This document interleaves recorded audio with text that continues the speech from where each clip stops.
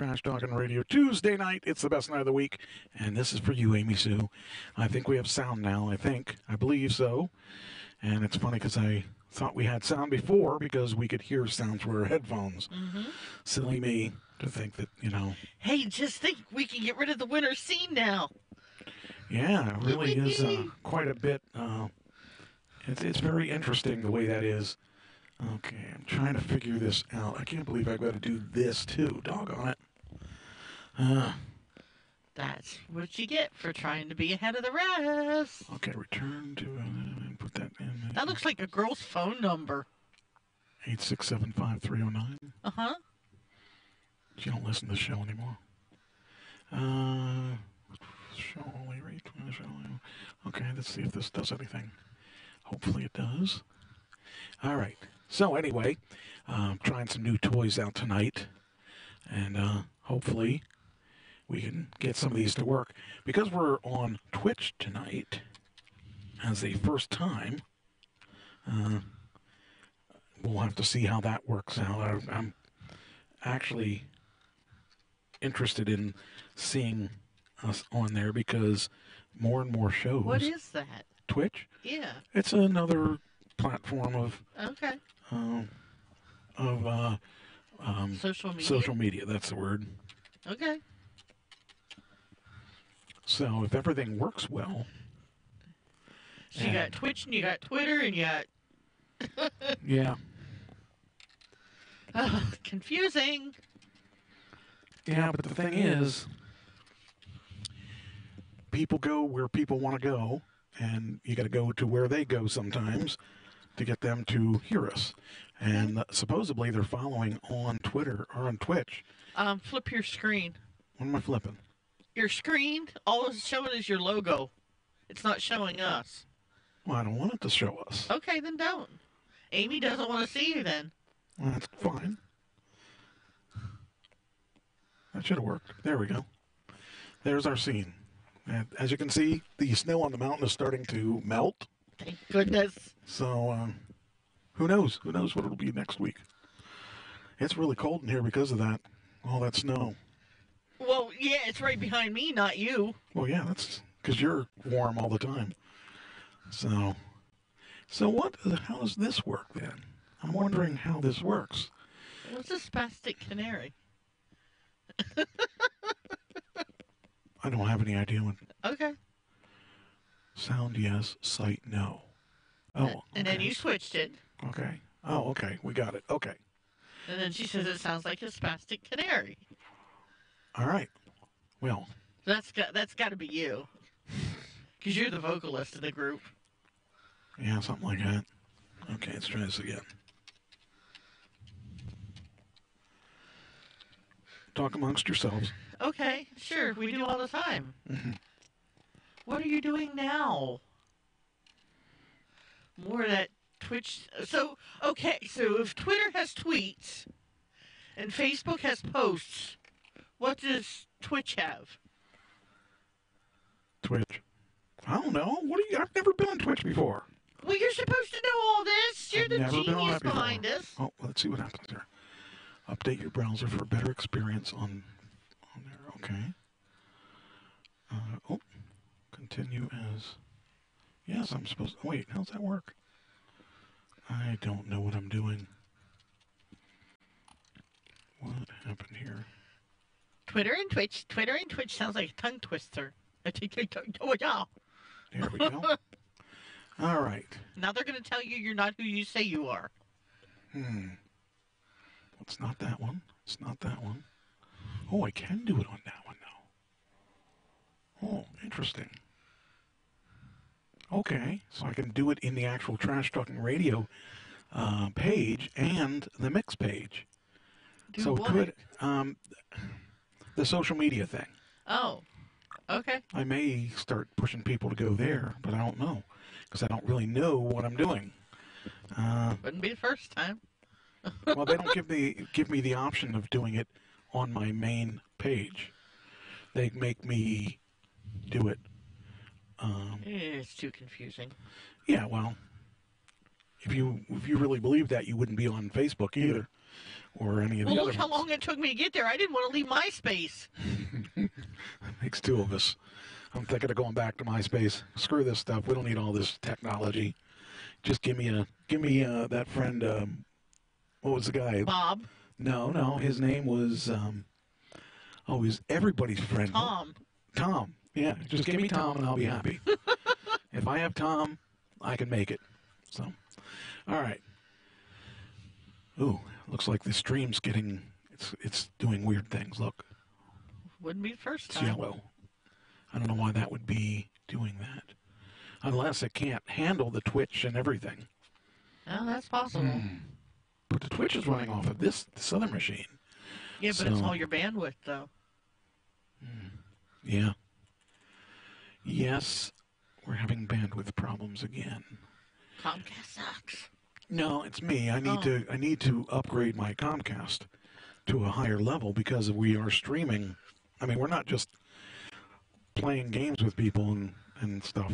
We're actually streaming. So I need to upgrade it to a higher. I'll probably go out next week after the whole thing and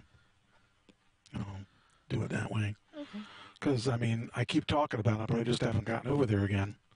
And it's not like you have work that you have to do. I think that was a cut. I think I do have a lot of work to do. I'm trying to get things accomplished.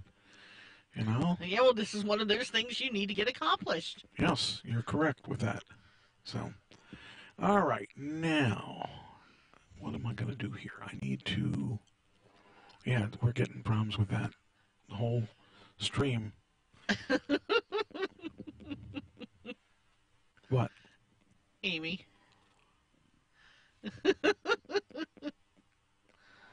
Oh, get it. Okay. Yeah, you're not supposed to. Okay. Yeah, see, it's starting and stopping. And the only thing I could do since we rebooted the systems, the only thing I can do is reboot the network. That means we lose everything again. It means we're going to have to stop and start again, yes.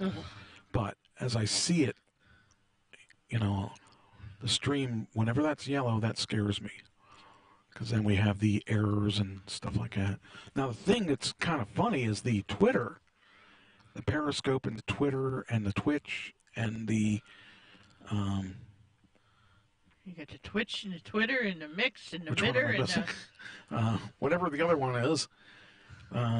Actually, let's see if we can find... Boy, I don't even know how to find the Twitch. That's kind of funny because I never really looked for it. I don't even know where to look. But we can look at the Periscope and see if that's dying. And the Periscope would be here. They changed, they rearranged the whole Twitter thing, and I don't like how they did it. Oh, here we are. Now that one's the old one. So this is going to be the new one. What's it say? It is... that is it. Okay. So that one's not having problems by the looks of things. So, interesting. Okay. Too Well, confusing for me. yeah, me too. Let's see, do this and this. Okay. All right, well, let's get this show going, and hopefully we can muddle through it and not have any major issues, but I'm already having major issues. Dave and Jim just entered the room. Okay. Let's have a celebration. All right, we're going to get rolling here. We're starting out some new things. We're trying to go on Twitch. We're trying to learn that world, and that's really strange because it's hard to learn this technology stuff as much as I have to learn it, but we'll make it work. Let me close some windows, and we'll get the show rolling. And, all right, there we go. Okay, all right. So, the movies. This is going to be an interesting week. Mm-hmm. I want you to know that right now, the big three that we had from last week was a lot different than it should have been. Of course. And what I mean by that is that the ones that I expected to do really, really well didn't do really, really well, which meant I didn't do very well, but you did worse, in a manner of speaking. So what else is new? Well, let's find out. Okay, let's see here. I need to... What do I need? I need...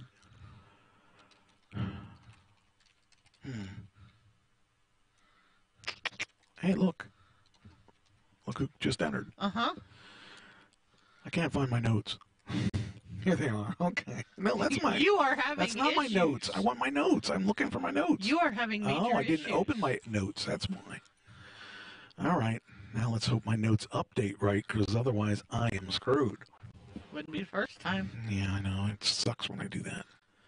Let me see if I did it right. I tried to look at your notes through my phone this morning, and all I was getting was the old stuff, so I don't know. That's strange. Okay, we got... Okay, that's that one. Just make sure they actually... Oh, good, good, good. Okay, my notes are there. Okay. All right. Movie reviews. Okay, we got... I'm going to just do it this way. We got... Here's the review. We got one movie to talk about that's coming out this week. Okay. And that movie is Us. Before we do that, though... Wait a minute. Is that the one I said I wanted to see? Is that I don't the know. scary one? That's a scary one. Oh, okay. Okay. Okay, last week we talked about Captive State, 5 Feet Apart, and Wonder Park. Right. Those three... We saw 2 of the 3. Well, one of us saw 3 of the 3. Oh. Yes. You took your mom out? I took my mom out today. Oh. I had to do something because Yeah. I felt bad because I didn't... because I told her I would take her out Sunday, and I didn't really feel like going out, and my foot was hurting Okay. and stuff like that. So, I will tell you that I'm not a firm believer that I will be on this long term, but I'm going to tell you something. This here, which way does it go? That way. This here. It's a lifesaver. I've had a lot of pain issues, and this saved me because I'm pretty sure that's the thing that makes me feel better. Okay. That has no THC in it, which is the evil thing. It has CBD in it. And it's really been killing the pain in my knee and now in my foot. So, hey, what can I say? Anyway, those 3 movies. All right. Captive State, 5 Feet Apart, and Wonder Park. You said Wonder Park, 80 million. I said Wonder Park, 35 million. You said number 2 was going to be 5 Feet Apart at 55 million. I said 5 Feet Apart was going to be third at 15 million. I said Captive State is 2 at 20 million. You said it's 3 at 55 or 50 million. I at least had them in the right order. Got them in the right order. So, basically, we both got a point for Wonder Park. I got 2 points for Wonder Park because I was closer. 5 Feet Apart, you got 1 point because you said it was 2. I got 1 point because of the value, the volume. Oh, I guess I ought to switch it over to the right one so everyone else can see what we're looking at. Okay, why not just... Oh, well, let's see here. Okay, so here's where we're at. Wonder Park did 15 million. I said it was going to do 20 million, so I got that point. You said it was going to do 50 million. Nope. Hey, I'm just happy I Oh, had no, them in the Wonder right Park. order. Wonder Park, 35 million. I said 35 million. You said 80 million. Wonder Park did do 15, so I got a point for that. Number 2, you said 5 Feet Apart. That's correct. You got a point for 5 Feet Apart. But I got a point for 13 million. So it keeps us 2-2. 3-3. Captive State, I said, was going to do 20 million. Didn't do 20 million. Mm-mm. It did a horrible, horrible 3 million. Was it worth $3 million? No. Was it better or worse? No, it was worse. Okay. That was the worst, most convoluted, strange movie I have seen in a long time. I don't even know what it's about. If you ask me what I watched, I'm not really sure. You fell asleep. No, I didn't fall asleep. It's just, it's a weird movie. John Goodman, you weren't sure if he was a good guy or a bad guy, even to the end. At the end, you don't know if he died or if he was going to the aliens, or you had no clue. It was just really poorly written. Okay. So I would not say go see that, because it's definitely not worth it. Now, according to this, No Manches Frida did better than Captive State. So Okay. I don't have any idea what it is, but that Probably did. a foreign film. It is. It only had 472 theaters, and it did better than Captive State's 2,500. So that tells you something about that movie. So it was sad. It was a really sad situation. So that tells us that I won. No, I thought we were even. We were even. We both got a point for Wonder Park. I got a point for Wonder Park and the total. Oh, okay. We both got a point for 5 feet apart. You got it for being number 2, and I got it for being 15 million. Okay, I understand where you're coming from now. I'm up one. Just one. Wait. Then the third one was you got a point for Captive State being third, but I got a point for being closer to the pin. So I'm only up by 1. Oh, okay. Believe me, that was a close one. That was as close as I thought you won that. That's why I'm confused. See, you're even confused by your own rules. Well, think about this. If we had done the new rules that I talked about, you would have won because you had all 3 in a row. You had the 3 in a row. You keep, so I just let you go. No, I didn't change them. I kept the same ones. Now, let's talk about the big 3. All right. So the big 3, you said Captain Marvel. Oh, no, I said Captain Marvel. Uh-huh. I said Wonder Park. Okay. And Captive State. Oh, you had 2 of the 2 out of 3. You said Wonder Park. Okay. Captain Marvel. Okay. And 5 feet. I had the 3, just wrong order. Yeah, the wrong order. So, if we did it by...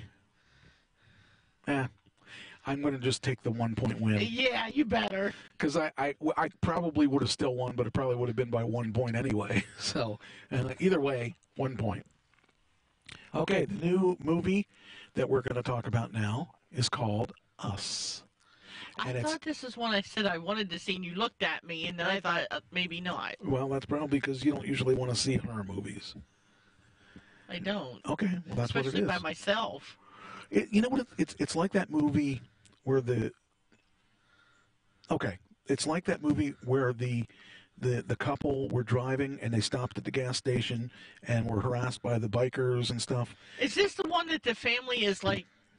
It's them. Oh, I did want to see that. I thought you said you did. All right. Well, I just have to go when it's daylight. That's all. All right. Here's the trailer for Wonder Park. Or no, for Us. Maybe you've been doing too much of that stuff. I need to do some more. Anyway, here's the trailer for Us. It should, I really do think it's going to be a good movie, by the way, because it's by the person that did the Get Out. It's by it's directed by that guy, and that was a really, really suspenseful movie. It wasn't a horror movie; it was a suspenseful movie, and so that's why I really believe you're going to see a decent movie out of that. So, I pushed the wrong button. All right, here we go again. I'll push it correctly this time. All right, here we go.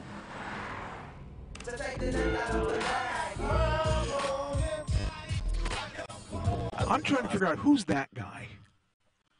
He looks so familiar. You know who he looks like? Because he looks like Tyler Perry, but it's not. But I'm trying to figure out who he is.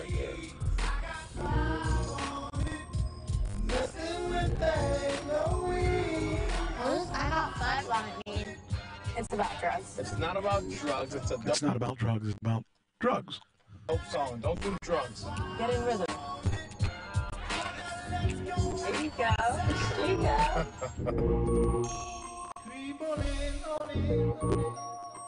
Can't believe how big they've got. You hear Gabe got a boat?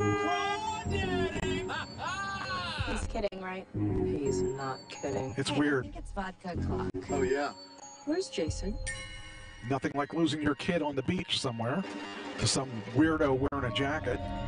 Jason? Wait, it's Raven. I didn't know if you were lost. Stick with me, and I'll keep you safe. You know, when we were kids,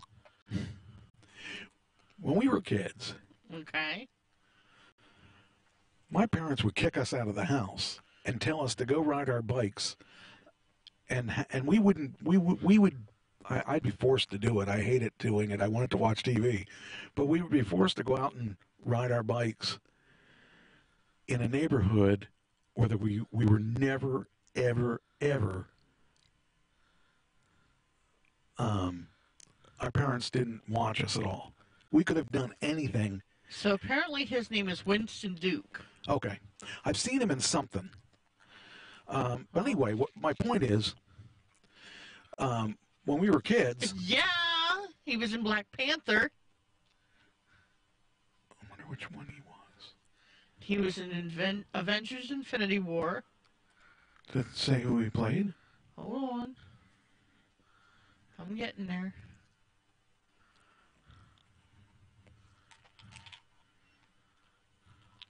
Winston. That sounds like a very uppity English name, Yes, that's the word I was thinking of. You thought of English, I thought of uppity. What are you looking? Well, you were there already, weren't you? No, I was in IMDb. Yeah, that one. You could tell through IMDb. He was... That name? M'Baku? In Black Panther? Oh, okay. Oh, I know who he was. Okay, all right. Now it makes sense. He was one of the guys that... Do you remember the tribe that didn't want to join their tribe? He was also in Law and Order SVU. He was that big guy, Okay. Boku or whatever his name was. Okay. Is that who you said? Yeah. Yeah, he was the head of that other tribe that wouldn't get involved, Oh, okay. that ended up getting involved. Okay. So, all right. So Now we know. now we know who he is and where he came from. And I got this part of the show is sponsored by Diet Pepsi. So I think we stopped up on top. Nope, we No, didn't. it's just stop and go, stop and go, stop Yeah, and go. that's gonna be hard to keep people if it's gonna stop and go. So next time I'm gonna reboot the whole network before we go on. I mean, I want to avoid that issue. Anyway, okay. So here's the rest of the. Buddy's got his squeaker. So if you hear the squeaking, it's not me and it's not Trish with her toy. What? Hey, I'm innocent. Well, I just said it's not you with your toy. Anyway. Okay. Anyway, the rest of the, let's see. Okay. Let's see here. Where are we going? Oh, yeah. Back to the movie. Yeah, it's from the director of Get Out. And he did a good job with Get Out. There's a family in our driveway. It's probably the neighbors. But y'all scared of a family? Hi, can I help you? That would freak me out. Put your shoes on. If you want to get crazy, we can get crazy. You know who he reminds me of there? Ice-T. Oh, yeah. If you want to get crazy, we can get crazy. I like that line. What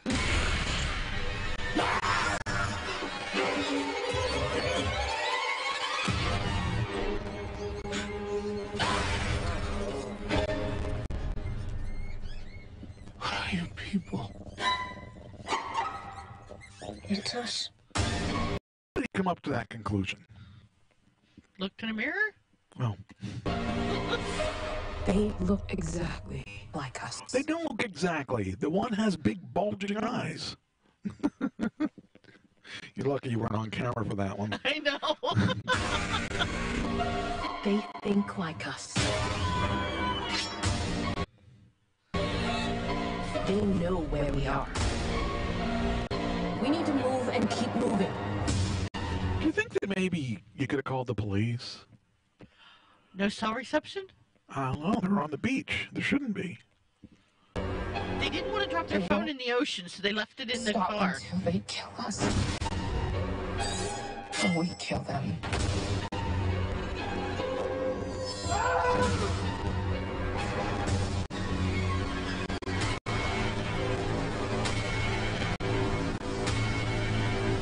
Be careful.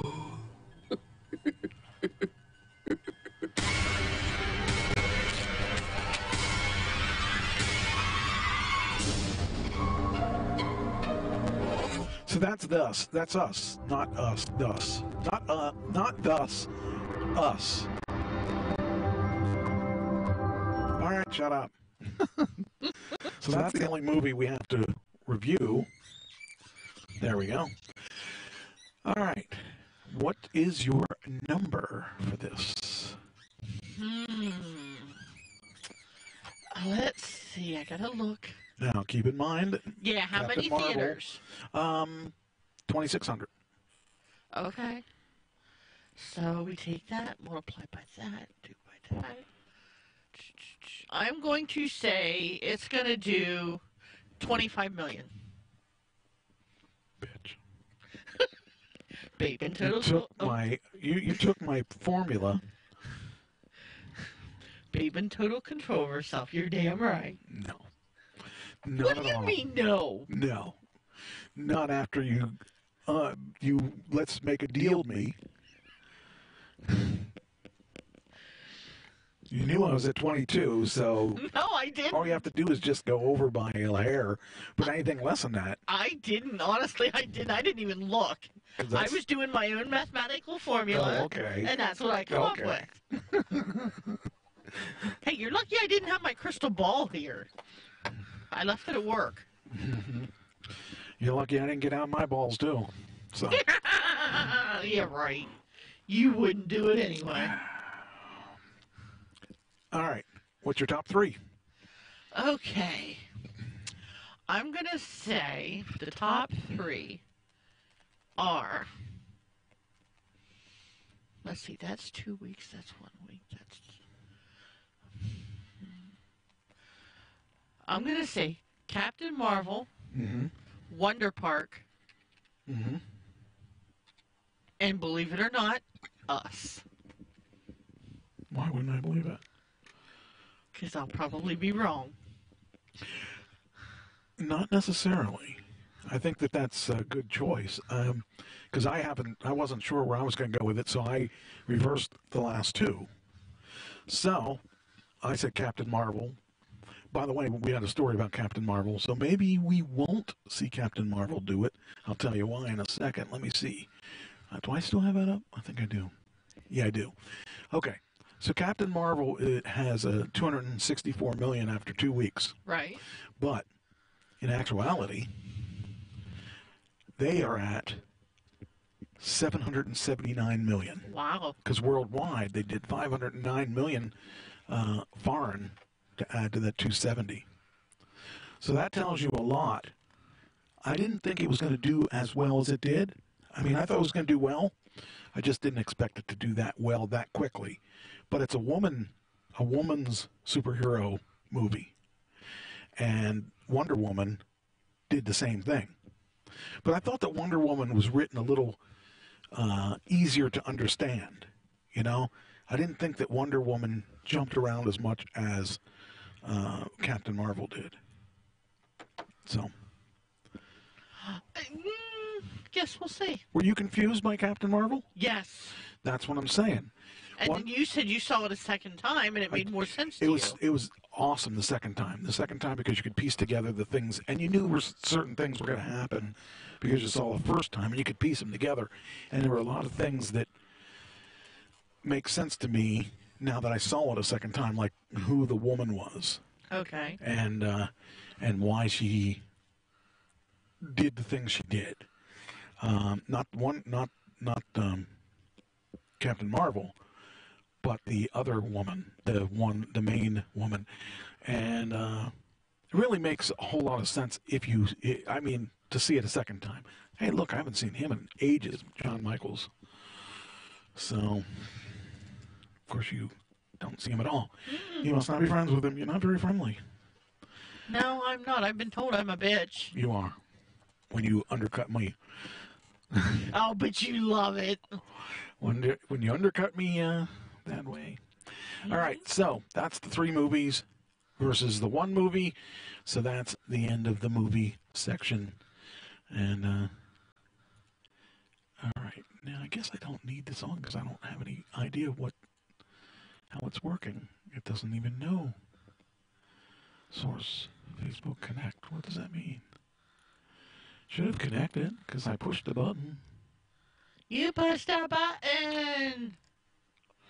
It's probably going to make me sign in again, as usual.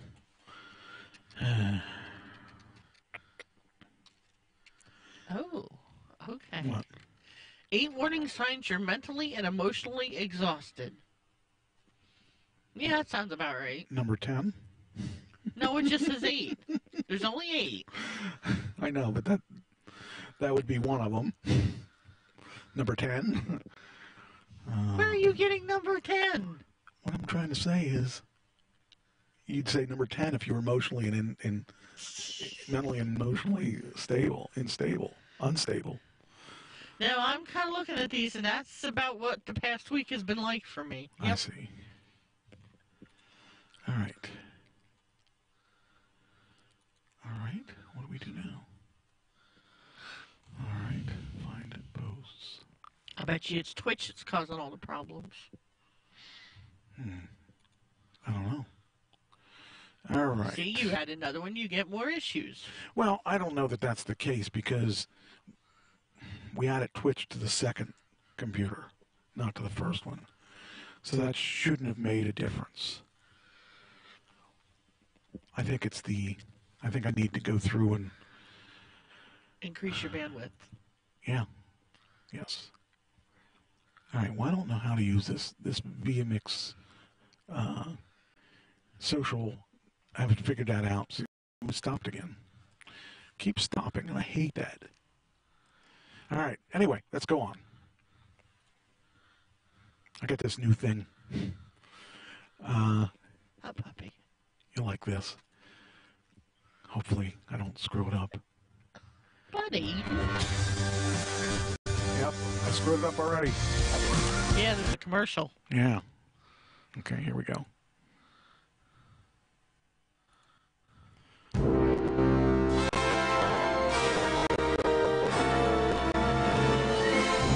That's right. It's time to do the entertainment news. Jeez. With all the entertainment that you need to know And even on Trash Talking Radio. A salute to Hollywood. I needed something different. Yeah, okay. Hey, what's wrong with the Boston Pops? Nothing. The moms might get jealous. Well, moms don't apparently play anything. I'm sure that they do blow on some instruments, though. Michael. What? They're learning. Okay, that's what you said. Anyway, so we're getting ready to do all the entertainment that you need to know. Puppy. Wow, what's this? This is something new. What? VMix Fun Time Live Show, March 2019. Okay. Oh, that's not us. That's VMix that's broadcasting. Oh. So that's why. Okay, I'm frozen up top. What's going on? La la la. There, you're moving. Okay. I didn't move. I'm having problems moving. All right. All right, here we go. And now the music fades into the sunset. So, okay. I got lots of stuff. What? When does Toy Story 4 come out? I don't remember. I don't remember. April, I think. Okay. All right. It's a shame this is all... Oh, wait, that one's yellow now, or orange, too. We are truly having bandwidth issues. I hate that. So that means everyone that was listening will go away because they're being... their listening is less enjoyable. Look at this. This is going like crazy over here. So we could do it two ways. I could do it all over again. Or I could just stop, reboot, and go.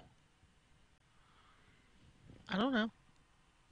What sucks that it keeps acting like there's issues. Like, if they're both coming up orange, that's an issue. So, all right, we'll continue. All right, the next thing is, do you know who Felicity Huffman is? No. I didn't either. But because of the next segment after this that I'm going to do, it's important that I cover who it is. Okay. So, Outrage Mom sues Felicity Huffman and Laura Loughlin for $500 million, or I'm sorry, $500 billion. Lori Loughlin. Yeah, that's what I said. For $500 billion over a college scam. Oh, I remember hearing about this. Okay, I didn't know anything about this. So I knew Lori played on Full House. She played Aunt Becky. Okay, if you say so. Oh, that's right. You didn't watch it. I have never, ever watched that show. Maybe you should. You'd learn a thing or two. No, it's okay. Especially from Uncle Jesse. I don't need to learn. He could tell you how to be a good, famous musician. Oh, okay. All right, waiting for the button. There we go. Slapped with a big lawsuit. Get ready for this. Jennifer K. Toy, a California mother who claims the alleged college cheating scam prevented her son from getting into an elite college, is suing the celeb moms and others involved for $500 billion. That is not a typo. Billion with a B. Toy is a former school teacher. She filed a lawsuit in San Francisco on Wednesday, March 13th, accusing Huffman and Loughlin of inflicting emotional distress, conspiracy, and fraud. It's ridiculous. According to the suit that's been obtained by... I have a different opinion Toy than alleges Leach her on son this, by the way. Joshua has a great work ethic and has made multiple sacrifices over the years to earn his way into a good college. She claims he had a GPA of 4.2 and even applied to some of the colleges involved in the scandal, but did not get accepted. Now, although Toy did not specify which colleges exactly rejected her son, some of the colleges included in the scandal are Yale, Georgetown, Stanford, and the University of Southern California. Toy tells Deadline, quote, "I'm outraged and hurt because I feel that my son, my only child, was denied access to a college, not because he failed to work and study hard enough, but because wealthy individuals felt it was okay to lie, cheat, steal, and bribe their children's way into a good college." Huffman, Loughlin, and Loughlin's husband were among 50 people named last Tuesday in an alleged conspiracy to defraud and undermine competitive student admissions at elite colleges and universities, according to the U.S. Attorney's Office in Massachusetts. Huge case here, obviously. It is a big case. Paying $15,000 to fraudulently boost her daughter's SAT scores. She's also been charged with conspiracy to commit mail fraud and was released on a $250,000 bond after her arrest. Huffman's husband, William H. Macy, has not been indicted at this time. Loughlin and her husband allegedly paid Macy's looking awful. He's looking really old right now. And maybe, I'm sure this stress has nothing to do with it. It probably has to do with the fact that he's getting older. $500,000 in bribes to designate their daughters as recruits on the USC crew team even though neither of them row, which is the best part of that allegation. Unbelievable. Lachlan's husband appeared in federal court on Tuesday and was released after he posted a $1 million bond. Lachlan was taken into custody Wednesday, where a judge set her bond at $1 million as well. Guys, we will keep you updated as more news comes in on that case. Okay. My opinion on this is that all those people did what they did. We're coming on. Because Only that's what they do. It in as little as 2.5 days when used at the first sign. I'm not sure I understand what you mean. As soon as I turn this volume off, block the virus and I'll tell you what I'm talking about. There, that's better. Okay. Okay. So the parents paid all this money to put their kids in school, and there's some other parents that are upset because their kids didn't make it into school. Okay. Because these other parents, the celebrities, put all kinds of money in the school. I don't have a problem with people who make donations in the school. I do have, if there's a problem where it sounded like there was grade tampering, I have a problem with that. Okay. I don't have a problem with, hey, the world is a business. If I have something to offer you, you have a choice whether or not to take it. They shouldn't be suing the mothers. They should be suing the colleges. But they have to prove damages. Okay. You can't prove damages with those children because they didn't get accepted. But where's the damage? The damage is they could go somewhere else. I mean, I shouldn't say the damage. The options are they get accepted in some other school. I don't see any damages. The schools should be punished for taking the money for changing grades. This is a long-standing thing that's happened for years and years, forever. You know, I'll make a donation to the library. You can build a wing after me if you give my child an education. Okay. You know, that has been going on forever. You're not going to get it. You're not going to get $500 million or $1 billion, whatever that number was, because your child didn't get into a college. You're just not going to get that. You know, your butt hurt because you didn't get into college, and they aren't required to take everybody. They choose whether or not they want to take somebody. And if you don't have the money that this person has, you're screwed. You're not going to be able to. I just don't see where any person is going to get $500 billion because their kids didn't get to college. She might not want the $500 billion. Well, she's probably not going to get the $500 billion. What she probably wants is to say, look, you guys have worked all these years in the television industry, you know, that type of thing, to make your name. And it only took me 30 seconds when I filed my lawsuit against you. And look how famous I am. Okay. I'll bet that's it. Okay, I would buy that. They did it for publicity. But the thing is, if you're going to do it for a reason. Do it for a realist. You know what the reason why most of the criminals get off from charges? The publicity. Well, no. The reason OJ, do you know why OJ got off with his wife? There was doubt. Well, no. I don't think anybody was doubting that. He probably bought a few of the jurors. No, here's the reason. They tried to charge too much. In other words, if they just charged him with killing his wife and killing Goldman, they probably would have got him. Well, here's the thing, though. But they didn't. They tried to go for more. That's what you're supposed to do. No, you're not. That's the one thing I learned in business law. When you're looking at charges like this, you try to go for everything, and that gives you room to reduce charges. Like it didn't work for him. Like if you knew, let's say if you knew you wanted this person to do 10 years, okay, depending on the crime, he was guaranteed 10 years, okay? Well, you charge him with enough that would possibly, if able to, if he was able to prove everything, that might cost him 25 years. But if you put, well, he's not going to want to do 25 years, so he's going to barter with you. But they didn't. You don't know that. I'm talking about OJ. OJ, the reason he won was they overcharged him. They overcharged him, and so they said, all these things have to be true for you to go to jail. How do you plead?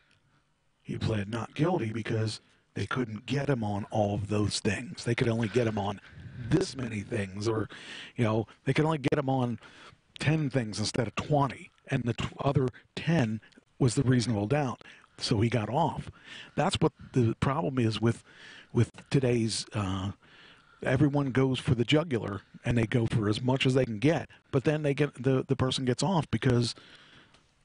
But isn't that the same way you deal, like when you're bartering for something or when you're trying to sell something? You ask for more than what you really want. But you can backpedal with that. And they're going to negotiate with you? You can't backpedal with, like I said, look at OJ. He got off the first charge. He got off killing charges because they went for too much. If they only had stuck with the killing charges, he would have been guilty. But because they lumped it into one big sum, if he was not guilty, he was not guilty for everything. Oh. That's why he got off, and that's the problem. Is if you're not careful and you're not strategic about how you do things, they got greedy. They wanted everything, and they weren't going to negotiate because they knew they got him, and they didn't get him because they overcharged him, and that was the loophole that he needed to get out of that. Now he got in trouble later on that put him in jail, and they were looking for something like that because they didn't want him just to go to jail for, a small thing, but they are willing to take anything they could get at that point. So, but I think they're suing the wrong people. You're not going to get the money out of the actresses, and you're not going to get $500 billion. So, here's the thing from Nietzsche. And I really was not even aware of this until I got this from Nietzsche. What's up, guys? It's Nietzsche. How's everybody? Guys, I'm not here to attack Felicity Huffman, or however she says her name, or Lori Loughlin, however you say her name, from Full House. But I will say this about the whole situation, okay? First off, everybody makes mistakes. To think that you go through your whole life without making mistakes. I mean, you may make some crucial ones that you regret forever, but everybody makes bad decisions a lot of times in their life. And this is really what it came down to, is they just made a real bad mistake. Do I think they should be punished forever? No. I mean, I've seen people look at baseball. A-Rod cheated how many times? And baseball brought him back. They forgave him. So, I do think eventually it might take a year or two, but these people will be forgiven. What bothers me, guys, and I think this is why so many people can't stand people in Hollywood, is everybody seems to think when you're in Hollywood or whatever kind of line of work you're in and you're making big, big money, that you can just throw your money around and you can get whatever you want. There's probably some real good rich people, but they get stereotyped because so many rich people out there, especially in this line of work, they think that they could just put their name on a check, fill in any amount, and you could get whatever you want. And, I mean, that's why I think Hollywood gets a bad name. Guys, I mean, we see sports, we see music. They make big bucks, but I've never seen so many crazy things in my life like you do in Hollywood. I mean, people get married. They never stay married. They never do. I mean, some of the marriages last maybe 8 months. Some of them last maybe a few years, but they never stay married. Proof of that was Demi Moore, Austin Kutcher. You knew that wasn't going to last. You just knew that. I think the only ones are maybe Kurt Russell and They had like a 20-year age difference or something like that between Ashton and Demi. Mm-hmm. Or maybe even more than that. Goldie Hawn, and they never married. They just lived together. They got it right. They did it right. But That's why people get upset, and that's why people don't like Hollywood people and find them very superficial and stuck up and stuff, because they could kind of throw their weight around and do what they want, or at least they think they can. And this whole scam, the thing of it is, just be happy with your kids going to college. Yes, you want them to go to a prestigious college, but they have to earn it. The kids are innocent victims in all this, I think. You kind of get the feeling that maybe they didn't want Lori's child. They didn't really want to go to prestigious school. She just wanted to go to college or whatever, and they put this pressure on their kids because they think that because they have money that they could just do what they want, and that those are the expectations they set. And it's just not really fair. I mean, it's not fair to the kids. The kids are innocent in all this, and kids are kind of going to be looked at as mom and dad tried to buy your way into college.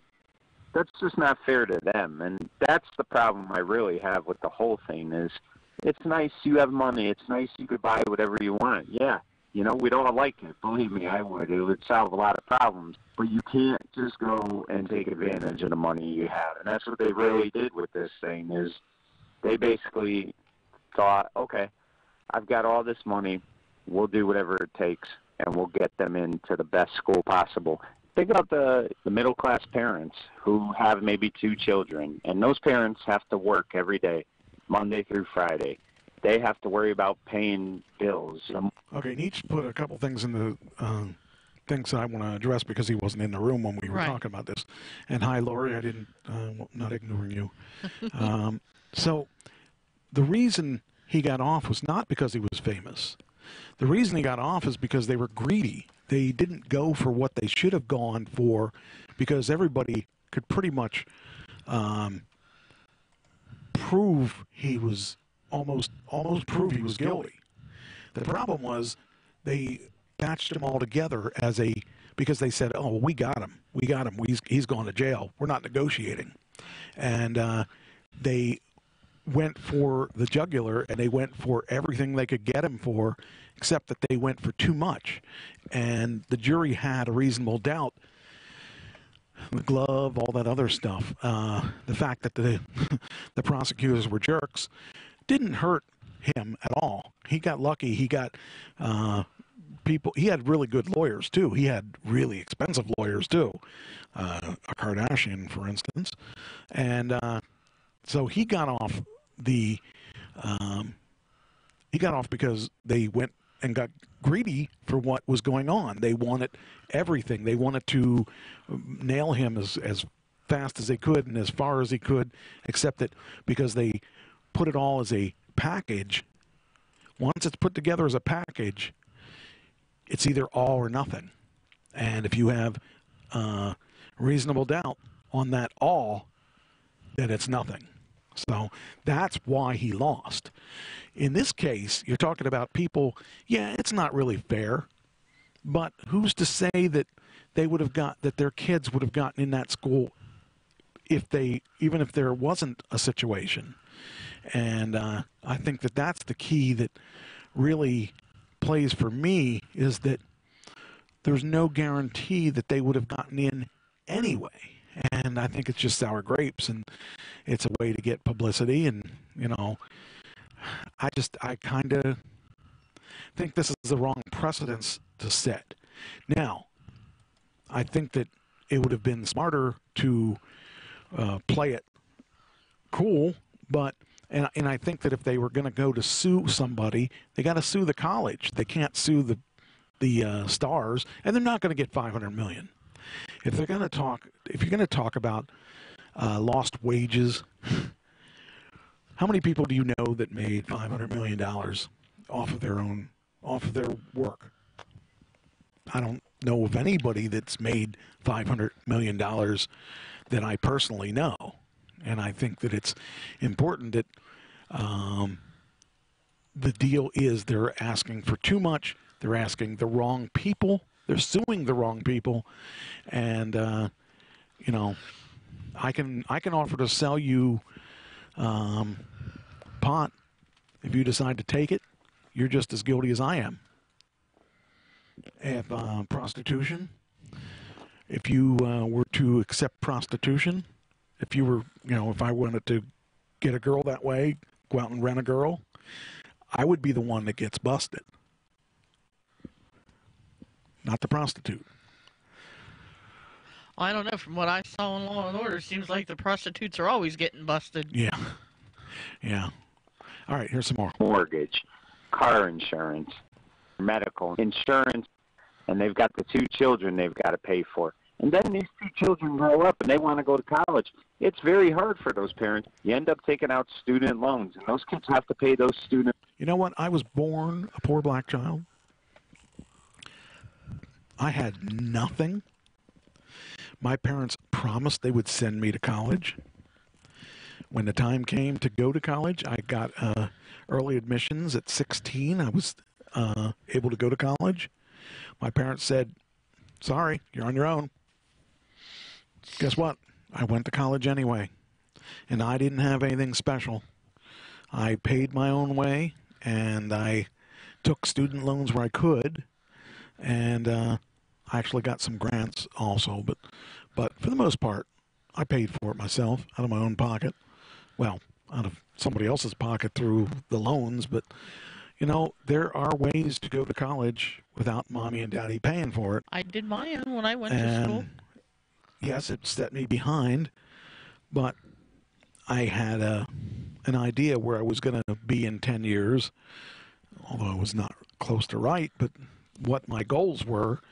And I think that it's important that if you're going to try to be a big college person, that it's not a bad thing that that person actually works outside and not having the parents to pay for it. I know that some people can do that, some people can't do that. I've never had any kind of backup that I could have I mean, no, my parents weren't going to pay for it. They said they were going to pay for it, but they didn't, nor did they make any effort to try to. So I don't know. I don't have much sympathy for people who would rather sue than, you know, just send them to another college. There's thousands of colleges, and those couple colleges that are out there, if they're looking to, the colleges need to get in trouble. Not the, I mean, yeah, maybe you should fine the other people too, but the colleges still are the issue because they accepted it. So I still think they don't deserve $500 million. I would say 2,000. Maybe give them 5,000. Maybe. I mean, I don't even think they deserve that. Because again, if I went to your place and I wanted to buy your car and you said, nope, I'm going to sell it to that guy over there, I can't sue you for that car. Well, do you have cash in hand? I might. We didn't get that far. Oh, okay. You're going to sell it to that guy over there. I just think that... there was so much evidence. He said it. I just... It doesn't matter. The evidence... You can't sue the individual. You got to sue the college. And the $500 billion. $500 billion. How many people do you know that made that last year? I can guarantee you that you don't know anybody for real. You might know Trump. That's not... You don't know him. You don't know Trump. You might try Facebook. You don't know anybody in Facebook. Nobody makes $500 billion. I'm sorry. That's just you're again. That's your story, and you're sticking to it, yeah, right? Well, I think that there's just craziness. I think people are crazy. I think that people should look at it from a perspective. I mean, that'd be like me suing the college because they gave me bad grades. Wait a minute, you're smart. How would you get bad grades? Oh, I was. It's a long story. And I'm not saying I got bad grades. I'm just saying if I did. But I did. I got my first F when I was in college. And I tried. For final? Yes. I worked hard in that class. That was really hard. And It was What class was it? Statistics. Oh, well, okay. Yeah, it was the hardest class I've ever been in. And then after I failed the class, a year later, I was teaching people how to do it because all of a sudden it just clicked. And all of a sudden I understood it, and then I started teaching it. Anyway, back to Felicity. Loans back. College costs an arm and a leg, and those poor people have to struggle to do it. And then you have these people who have the money to pay for any college their kids want to go to. But that's not enough. They have to take it to the extreme, and they have to try to throw their money around and give like a donation with the hope that their children will get into that school. I mean, that would bother them. That's going to bother the working class people. But it happens all the time, like all the time, and it's not illegal to do it that way. The bribing of the grades is the one thing that I have a problem with, where they paid them and they changed the grades. That I have a problem with. The rest of it I don't have a problem with because, like I said, if your family says we'll put a new wing on your college, and we'll call it the trash wing, and we want it to be a library, like a trash would actually read. No, we want it to be a theater because that sounds like what I would do. But we want you to consider this application here. You never say if you do this to make sure you don't get in trouble, but it happens all the time, and there's no one stopping it. We need a law. We need laws to agree. What's your opinion? Do you agree with Mike about OJ? My feelings I never shut you down.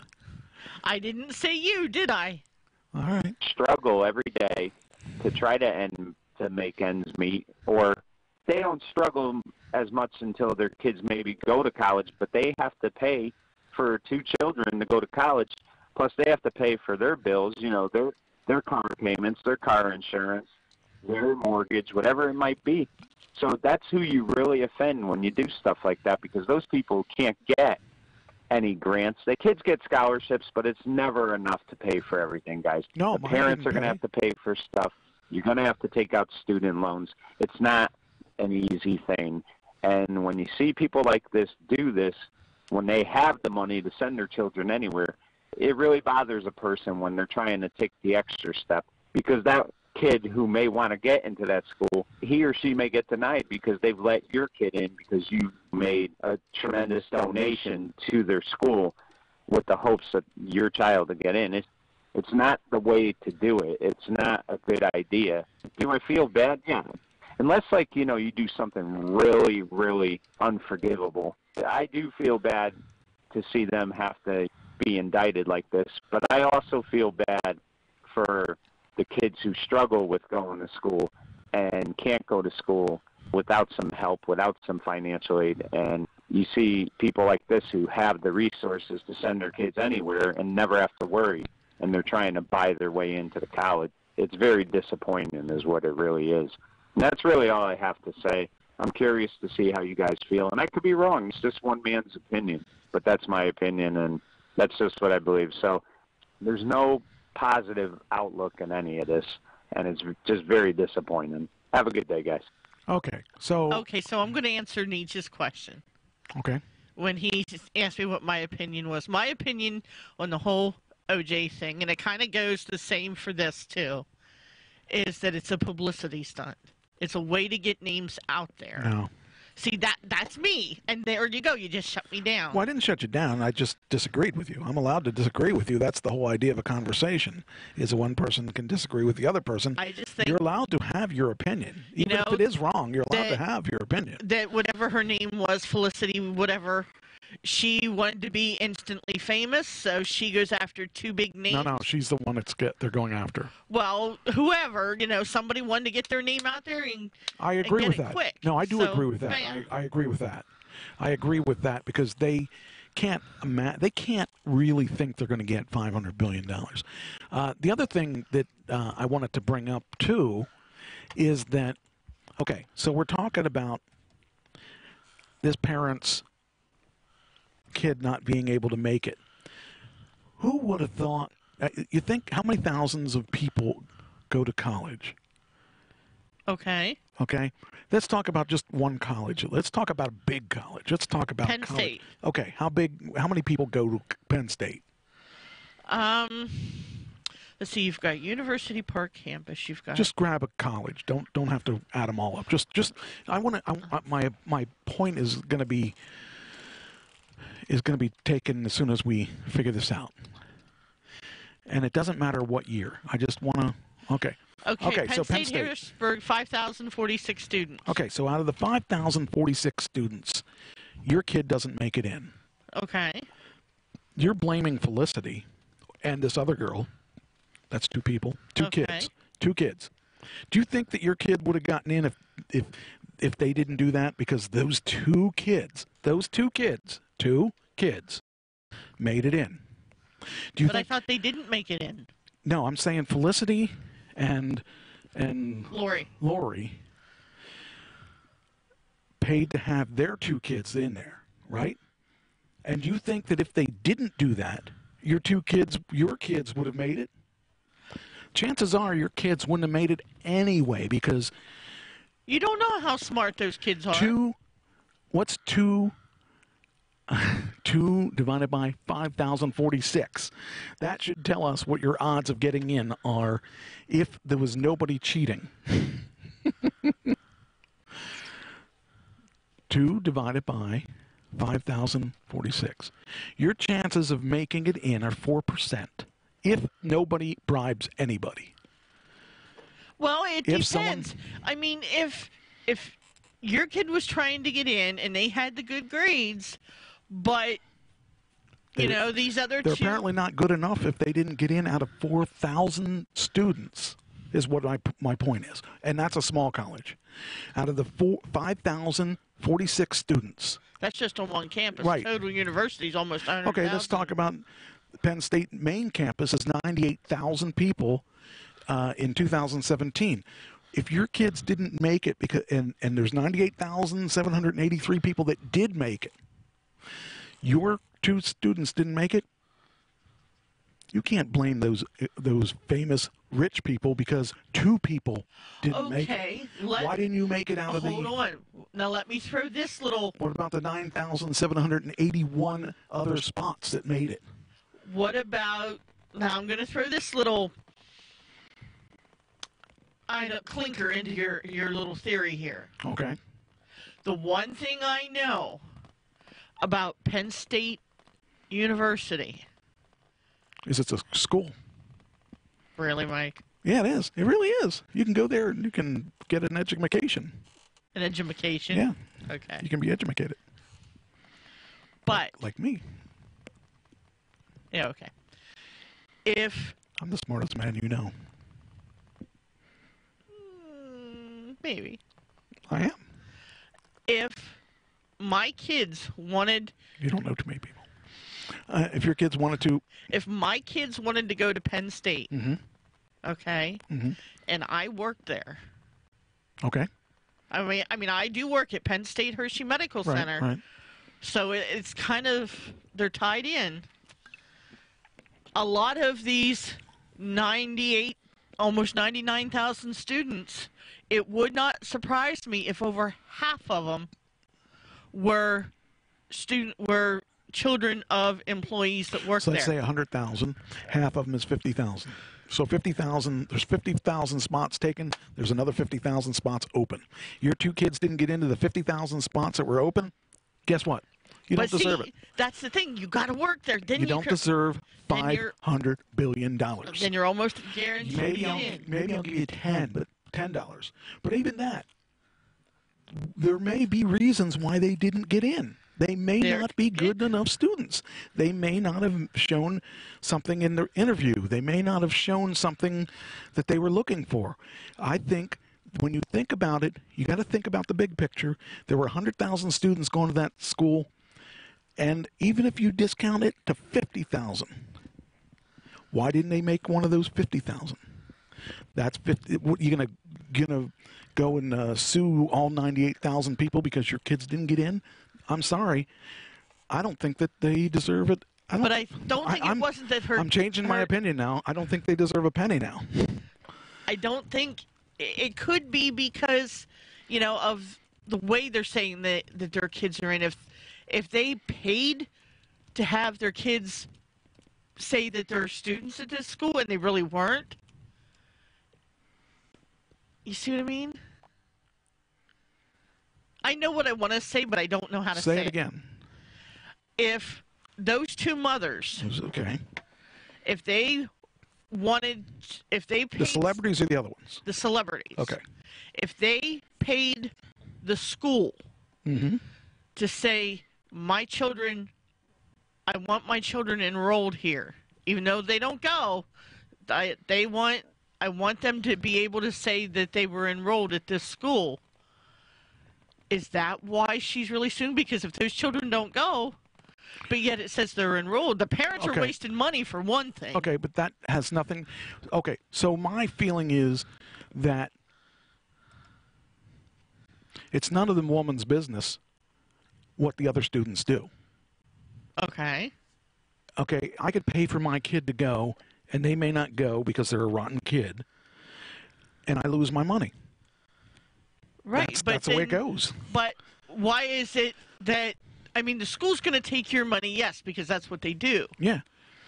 But it's like, then her beef is, you're paying for your child to go to that school, and it's not. And they're not going. Yeah, it's none of her business. So. It's none of her business.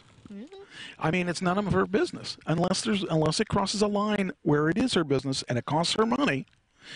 If you wouldn't have pushed for your child to go and spend all that money, maybe her child could have gotten in. And maybe she wouldn't have, because now again, could be. I'm talking about 50,000 spots open, and they still didn't get in. So because of two people, they didn't get in? Come on. Seriously. That's stupid. Because that's the one thing I know with Penn State. I know quite a few students up there who, you know, I'm sure they had to have the grades too, but... They chose Penn State because their parents are employed by Penn State, which means they get their tuition at like a quarter of the cost. Okay. I was talking about OJ when I said evidence, is what he said. Do you think he would have been? Do you think he would be found not guilty? He was found not guilty.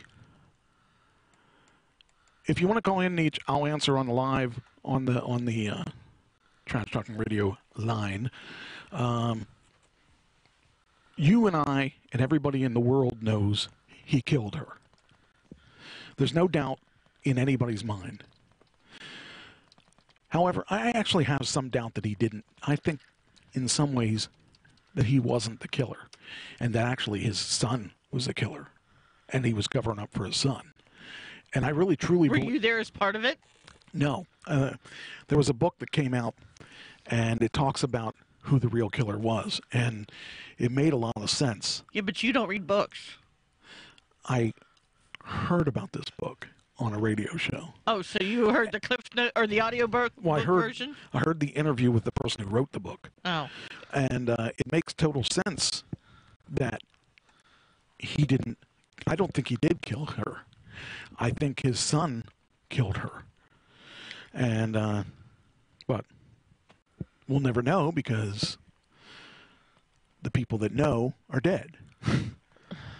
So, and OJ's not talking because he learned his lesson. But OJ would have gone to jail had they not trumped up the charges. If they had just tried to get him on the killing charges, he would have been found guilty. The problem is they stacked all these other charges on there, and it became a reasonable doubt thing against a couple charges, which is why it was thrown out as him being innocent, because it's an all or nothing thing. You can't take some of the charges and say, well, he did this, but he didn't do this, if that's the way they wrote it. What? They even did an episode like this on Full House where Becky and Jesse were trying to get the kids into preschool, into a prestigious preschool. And they were saying that they were all and they realized that lying wasn't a good thing. Well, maybe they need to talk to Uncle Jesse then. And Becky or whoever she is. All right. I remember that episode. I've had enough with this. Let's go on to the next topic. Captain Marvel is doing really well. Captain Marvel is doing very well. Actually, a lot better than they probably anticipated. According to this, Captain Marvel flies faster, higher, further, 760 million worldwide in 2 weeks. That's probably even faster than Black Panther, because Black Panther really did well quickly. So if you haven't seen it yet, why not? I think it was, I'll tell you what though, I really truly think it was better the second time. So I think that the first time, there was too much going on. I think they could have done 2 stories there. And I think that it was hard for people to follow. But the second time that I saw it, I was looking for specific things, and it made sense because, you know, because I saw some of it, and I knew what was going to happen for part of it. So, like it or not like it, Captain Marvel's doing great. I think it's doing good, and I'm glad to see it's doing good because I want to see the superhero movies make it. So, so they keep making more superhero movies, and so there. Ooh, hey, look! What? Look! What? Look at all these Twitter things. Oh. We're doing okay on Twitter. That's too far for me to see. Yeah. That's pretty cool, I think. Maybe that's not what I think it is. Oh, maybe that's just what my Twitter feed is. I don't know. Anyway, I'll figure that out. Maybe that's slowing the system down. I'm going to crack that out. All right, next. Oh, when is that trailer? I didn't see a date on it. No, I think it's next month. I'm pretty sure. Okay. Anyway, so like I said, Captain Marvel, it's doing just fine. If you are a hero fan, you'll like it. I think it's a good show. It says here, the MC Universe flick earned another $69.3 million in North America, a drop of 55%. Of course, it always goes down like that the first week from its $153 million debut. And this is, quite frankly, deeply boring. Deeply boring. What's that mean? As neither super duper hold or super duper drop, it's more or less on par with Hunger Games and most of the MCU stuff. Guardians of the Galaxy, Volume 2, Captain America, Winter Soldier, Ant-Man and Thor, The Dark World, among others. They're all in that realm that they kicked in that kind of number. Boring is good when you're dealing with large numbers. Let's see. This Anna Boden, Ryan Fleck, directed Sci-Fi, has already earned $266.2 million in 10 days. It puts it past the unadjusted for inflation totals of Amazing Spider-Man, Part 2, Batman Begins, Superman Returns, Thor Dark World, Venom, Solo. Oh, wow, Solo actually did it too. Ant-Man and the Wasp, Justice League, they're all in that 200 plus in 2 weeks or 10 days. So, I mean, I liked it. So, it needs to be leggy to go forward. The first Avenger and Doctor Strange to end above 400 million. A run like Hunger Games and Ant-Man and the Wasp from this point puts it in 435 domestic, while the post 10-day legs of Guardians Volume 2 put it around 418 million. So that gives you an idea of where we're going to go with that. I think it did well because it was kind of like in the... I'm asking, did you think it would be a not guilty verdict? if they had gone for just the killing aspect of this, they could have got him. Wow, you're quite an ass. Mm-hmm. No, that's not me. Oh. I'm only 235%. Okay. Anyway, yes, I think they would have got him a guilty verdict had they not gone for too much. Had they gone for just the killing aspect, I think they would have got him. Him meaning O.J. Simpson. Anyway, okay, so we got Dumbo coming out at the end of the month. Yay! We got Pet Sematary coming out. Shazam is coming out. Next month, don't we have The Avengers, I think, is next month. I think so. So they got some really big movies coming out in the next, 30 days. Mm-hmm. Actually, I'll say, yeah, because we're near the end of the month already. So, yeah, I thought that it was interesting. Now, moving on to this, another Captain Marvel thing. Captain Marvel credit scene explained how many extra scenes and what they mean. So they had a couple extra scenes. We saw the extra scene at the... I'm going to give away some spoilers here. So, says full spoilers for Captain Marvel. If you've seen the movie already, be sure to check out our 6 biggest WTF questions, the best Easter eggs, and the breakdown of the Endgame trailer. If you didn't see it by now, you're probably not going to see it, I think. I might be wrong. There might be people out there that just didn't get to it yet. But I really think that the people that go to theaters, more often than not, go for the opening or around the opening. How did Nick Fury lose his eye? We got to see how he lost his eye. That was interesting. Okay. You'll see that if you go to Captain Marvel. Can Marvel still do a Secret Invasion movie? The Skrulls have made their big screen debut, but given they're not villains in the comics, it seems doubtful Marvel will now adapt their most iconic comic. Secret Invasion, where the Skrulls secretly placed key members in government and superhero teams around the world and then activated those sleeper agents in an attempt to take over the world.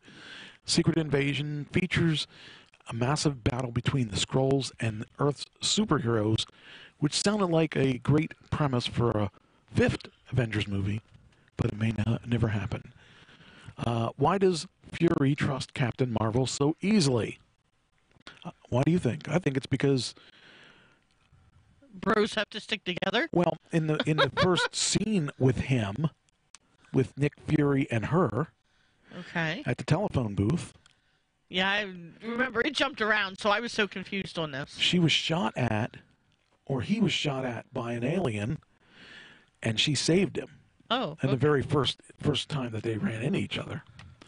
Why didn't Nick Fury call Captain Marvel during the first Avengers? I have a theory about this. We don't know that he did or didn't. Okay. We don't know that. Remember, she said you can only call under the worst of problems. Let's see what they said. They said, we went into Captain Marvel wondering why Nick Fury didn't call for help. During the Battle of New York. That was the Avengers before, either before this or 2 before this. She says, just in case an emergency. Sounds like an emergency. If my city was destroyed, it would definitely sound like an emergency. But then again, Batman had that whole city thing going, and nobody came to his aid. Well, that's because they didn't have a light for her like they had for the bat signal. You don't know that. She just didn't choose. It wasn't bright enough for her to see it. She was dealing with her female problems. Probably. Seriously, we literally see Captain Marvel repel alien attackers by herself. Why would Fury not call her? Picking up on the pager certainly sounds better than manipulating a group of heroes with clashing personalities. I really loved the blockbuster where she landed. I loved the fact that we were talking about a pager that nobody ever uses anymore. Well, doctors use them. Yeah, not really. Not for the most part. Anyway. I should know. I work in a hospital. It says if Captain Marvel had been there, we wouldn't have gotten the swing around the shot of the Avengers assembling. So actually, never mind. We're fine with this. Then, how did Mar-Vell get the Tesseract? The Tesseract, I was surprised how many movies that Tesseract has been in. That's amazing to me that Tesseract has been in as many movies as it's been in. And I never made the correlation at various characters of... Oh, by the way, look up Jude Law and see if he was an Avenger. Some reason I think he was. I might be wrong, but... Or an X-Man, not an Avenger. Because I could have sworn he was one of the X-Men. Now maybe I'm wrong, but for some reason I could be wrong. Okay. Is there any chance he was an X-Man? Let me scroll down here. He was in Repo Men. No, not the same. Maybe I just Captain Marvel. Well, yeah. Yeah. We saw him because I know. I don't see him on here. Now, why is he on here twice? Where? Oh, maybe he's... Oh, you scrolled. Okay. I was looking down below. I thought it was... All right, so he was not. Okay. That's something I needed to know for future reference. Hi, puppy. Another Hi, question. Puppy. How did Captain Marvel get her powers? We got to see that. Oh. Your dog's pushing me over. Well, I'm sure you deserved it, because he would never push you unless you did. Really? He's pushing me closer to you. Well, there you go. Well, that's something you always wanted. Where is... There's no place to post that. I wanted to post that. All right. We'll move on to the next article. I have a bunch on Captain America, or Captain Marvel, because... Or Captain... What is she? Captain Marvel. Yeah. Captain Marvel, yeah. Whew. I was like losing it because I forgot what I was doing. The best Easter eggs. Let's talk about best Easter eggs. Because there were a bunch of Easter eggs. A puppy. All right, what happened? Where is my screen going? There we are. Easter eggs. All right. Let's see if I can figure this out. What's going on? Let's go here. There we are. Looking for Easter eggs. Okay. Well, look at Captain Marvel. The original Captain Marvel. He looks like a guy. Wow. I don't know what happened. Oh, Mar-Vell might have been the guy. Perhaps the biggest change in the film made source material involves Carol's mentor, Mar-Vell. That's the mentor. I thought that was an ice cream. I thought that was a place. Mar-Vell was the original Captain Marvel and used the human cover identity Dr. Walter Lawson. Ah. That's where that came in. That's where it came in. In the movie, Mar-Vell is a gender swapped to become Dr. Wendy Lawson and never becomes a superhero, leaving Carol to flee to claim the Captain Marvel mantle from its very start. Okay, so I didn't know that. That's something that is interesting. I was under the impression that it was originally a she. So they caught me on that. I had no idea about that. I mean, the first time I ever heard of her was after the last Avengers movie. Carol's Mohawk.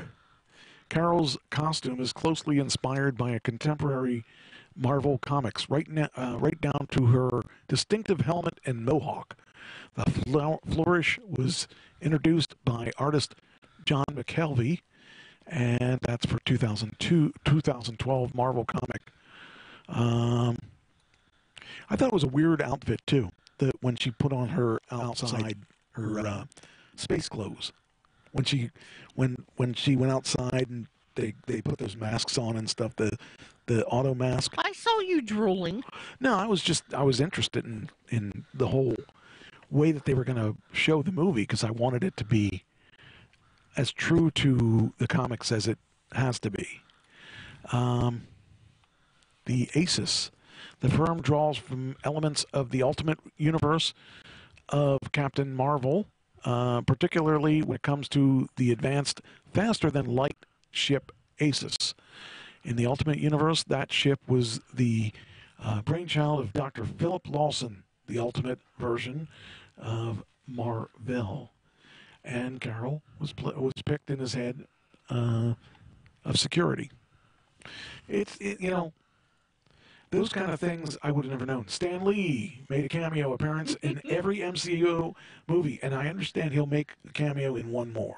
Of course. From what I heard, they shot footage for the Avengers. Okay. Now, he died in December or something like that. November. Okay. So far, his passing hasn't stopped that trend. Plus, Lee's cameo in Captain Marvel has an extra layer of meta weirdness to it.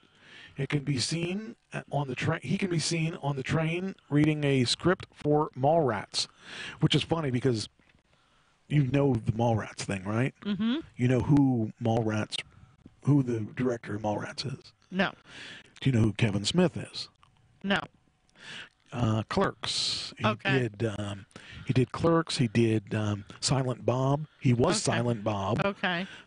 Anyway, well, he had a good friendship with Stan Lee. So Stan Lee was doing a cameo of reading he was in Mallrats. Stan Lee was in Mallrats because Kevin Smith is a giant Stan Lee fan. So that's when you see him on the train. If you look at it, you read the thing that he's reading, it says Mallrats. And he's rehearsing the lines of Mallrats. You hear him going over the lines while he's on the train. Oh, jeez. I don't know if you caught that. I didn't catch it till the second time. No, because I saw he was there. I was too busy trying to follow the storyline of the whole movie that it didn't. Well, that's what the story is that we missed. And that's one of those things I caught the second time. Okay. That's why I said this was a movie that definitely required at least 2 times of seeing. So it's just funny because you cut to Stan Lee and he's rehearsing his script for Mallrats. Kelly Sue DeConnick's cameo. The train sequences also feature another Marvel creator closely associated with Carol Danvers. After Carol exits the train, she walks by writer Kelly Sue DeConnick, easy to spot thanks to her distinctive glasses and red hair. DeConnick was the first writer to chronicle Carol's evolution from Ms. Marvel to Captain Marvel, and her work naturally had a major influence on the film. Yeah, I don't remember her. Ooh, what's this? The time period. The film includes a number of 90s pop references. That's true. That's the thing I thought was really fun about this, was all the references to all the things that we liked to watch. Right. And that's a young Arnold there. So that's funny. For example, when Carol's using the payphone. Oh, that was really funny because you and I are sitting there like, what's that thing? What do you do with that? I can't see any reason to have that. So that was probably one of my favorite things about it, was the nostalgia. Was that thing that I said Superman always wanted to change into? Yeah, well, the one. Well, what did I watch today? the movie I took my mom to today had a lot of things like phone booths, and I said, "What's that? What's that thing? What's that thing?" And they had what was the other thing? They had big telephones, payphones. There were a couple things I pointed out to her, and I made her laugh. We get a lot of stuff like that you just don't really know. Anyway, all right, so that's the time period. So it says here, when Carol's using the payphone, the wall behind the feature posters for Smashing Pumpkins album, Melancholy and the Infinite Sadness, which was recorded between March and August of '95. Wow. You know what is significant to me with August of '95? Well, I know a lot of good things happened to you in August. I didn't say good, but it was. Was that your divorce? No. Oh. It was when Pam moved in with me. Oh, okay. So she could start her job. Oh, okay. So that was kind of funny because I hadn't thought of that in a long time. In March was when we met. Oh. So while this was all going on, we were meeting. So I thought it was funny because the Blockbuster Video having VHS.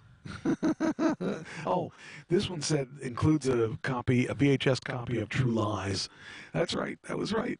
Because she picked it up and sat it down. That was funny. Nick Fury's children. Did he say he had children? I was so confused. I don't remember. In the movie, Fury indicates he has no children. Oh, okay. That's why. Though the way he words it was a little suspect. In the comics, Fury had multiple children. One of them, Michael. Oh, is that an L? Michael. M-I-K-E. Michael. Followed his father into the spy business. Another, Marcus Johnson, only recently discovered his father's true identity. That's in the comic books. So, in the comic books, he has children. Nick Fury, secret agent. I got to tell you, he looked really good younger. Well, here's the thing. The one thing I've noticed, like, over the years, you could have a book come out that's really popular, and then they turn it into a movie. There's going to be differences. Oh, yeah, there always is. And even The Walking Dead. You know, it's like you read the book, and then you watch the movie, or you watch the movie, then you read the book, just to see what the differences are. What's the big freaking deal? Okay. They're just saying these are some of the Easter eggs.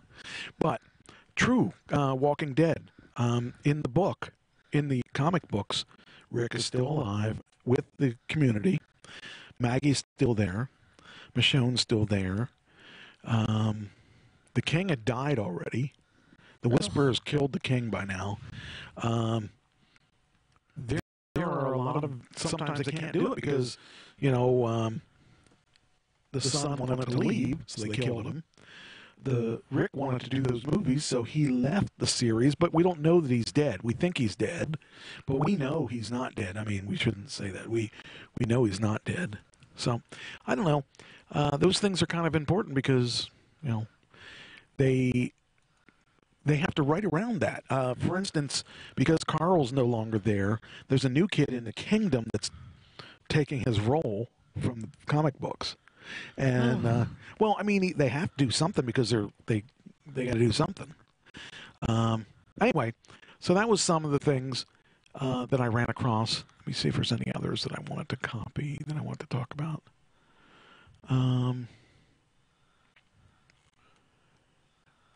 Oh yeah, the extra credit scenes. That's right. That's what I was doing. Let me see if there's anything.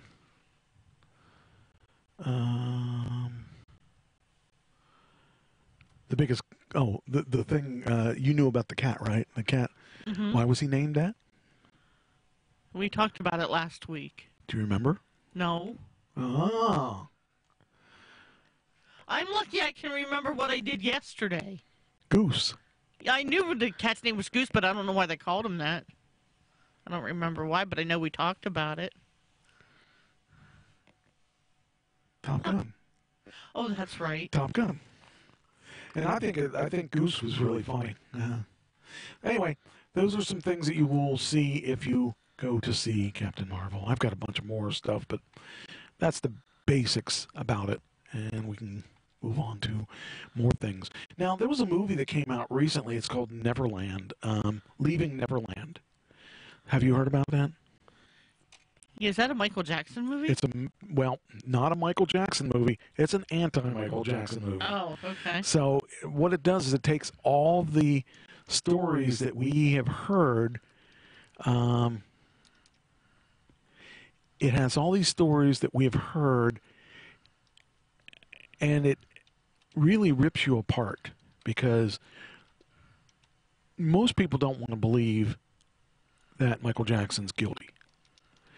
And honestly, at this point, it doesn't matter. It doesn't matter if he's guilty or not because these kids are now all adults, and these people will all be able to deal with their lives as it is. And if they didn't speak up when they should have, that's their own fault, as far as I'm concerned. Now, some people are going to say, no, you can't say something like that because, maybe they didn't feel that they could have come out and said all this. But these people are changing their stories from what they said in court and how much. Okay, so even if he is guilty and they accepted the money. Okay. As far as I'm concerned, once you accept the money, that's it. You're done. You can't rescind the money and now say, oh, by the way, I think you're guilty. If you got paid, it's kind of like the college thing. If you got paid, shut your mouth. You got paid and you said you were not guilty, and regardless of the reason why you got that. So, anyway, so the story is Paris Jackson, my little lovely girl, released from hospital after she attempted suicide because of that stupid film. Wow. The thing is, if Jackson was still alive, okay, go after him, get him. If that's what you want, get him. Now he's not going to get punished. If they take the money out of the estate, the only people punished are the kids. And as far as I'm concerned, the kids should not be punished for their father's evil deeds if he did do that. We'll never know if he did that or not, but the one kid said he didn't do that, and now he's coming back saying he did that. You can't change your mind. Yes, you can. No, you shouldn't. You shouldn't be allowed to. You shouldn't, but you can because he took the money already. He took the money. If he hadn't taken the money... Money is the root of all evil. Remember that. That's why I'm not evil. I don't have any. Uh-huh. That's why you spent it on a car. What's that? That's why you spent it on a car. That's right. I'm poor now. I love my car, though. You love my car, too. Yeah, I will say I do like your car a lot. How could you not love that car? By the way, they're releasing a new update that's going to allow a couple things. Full auto driving. Wow. Where it sees the stop signs and the red lights. Another thing. Remember I told you about summons? Yeah. Where I could have the car park itself? Mm-hmm. Supposedly the next update will allow that. Well, when your car does it, will you have your car teach my car? Nope. Oh, come on. Nope. Please. Not my problem. Your car can teach my car. My car will listen. My car don't get along with your car. Your car's never tried. My car don't want to get along with your common car. I've been trying to talk to it about that. I didn't like it being a snob, but it's being a snob. I don't like them common cars. Just takes after its owner. Good, maybe. Anyway, she attempted suicide, apparently. Now, that's TMZ says that. And I'll tell you what, she's a good-looking girl. Would you know that was a black girl? Mixed. when you have black blood in you, you're black. And you're mixed. You can go to college and fill out a form and saying you're black. She could say she's black. Wow. Anyway, that's neither here nor there. She'll need to do that now that they're trying to take all her money.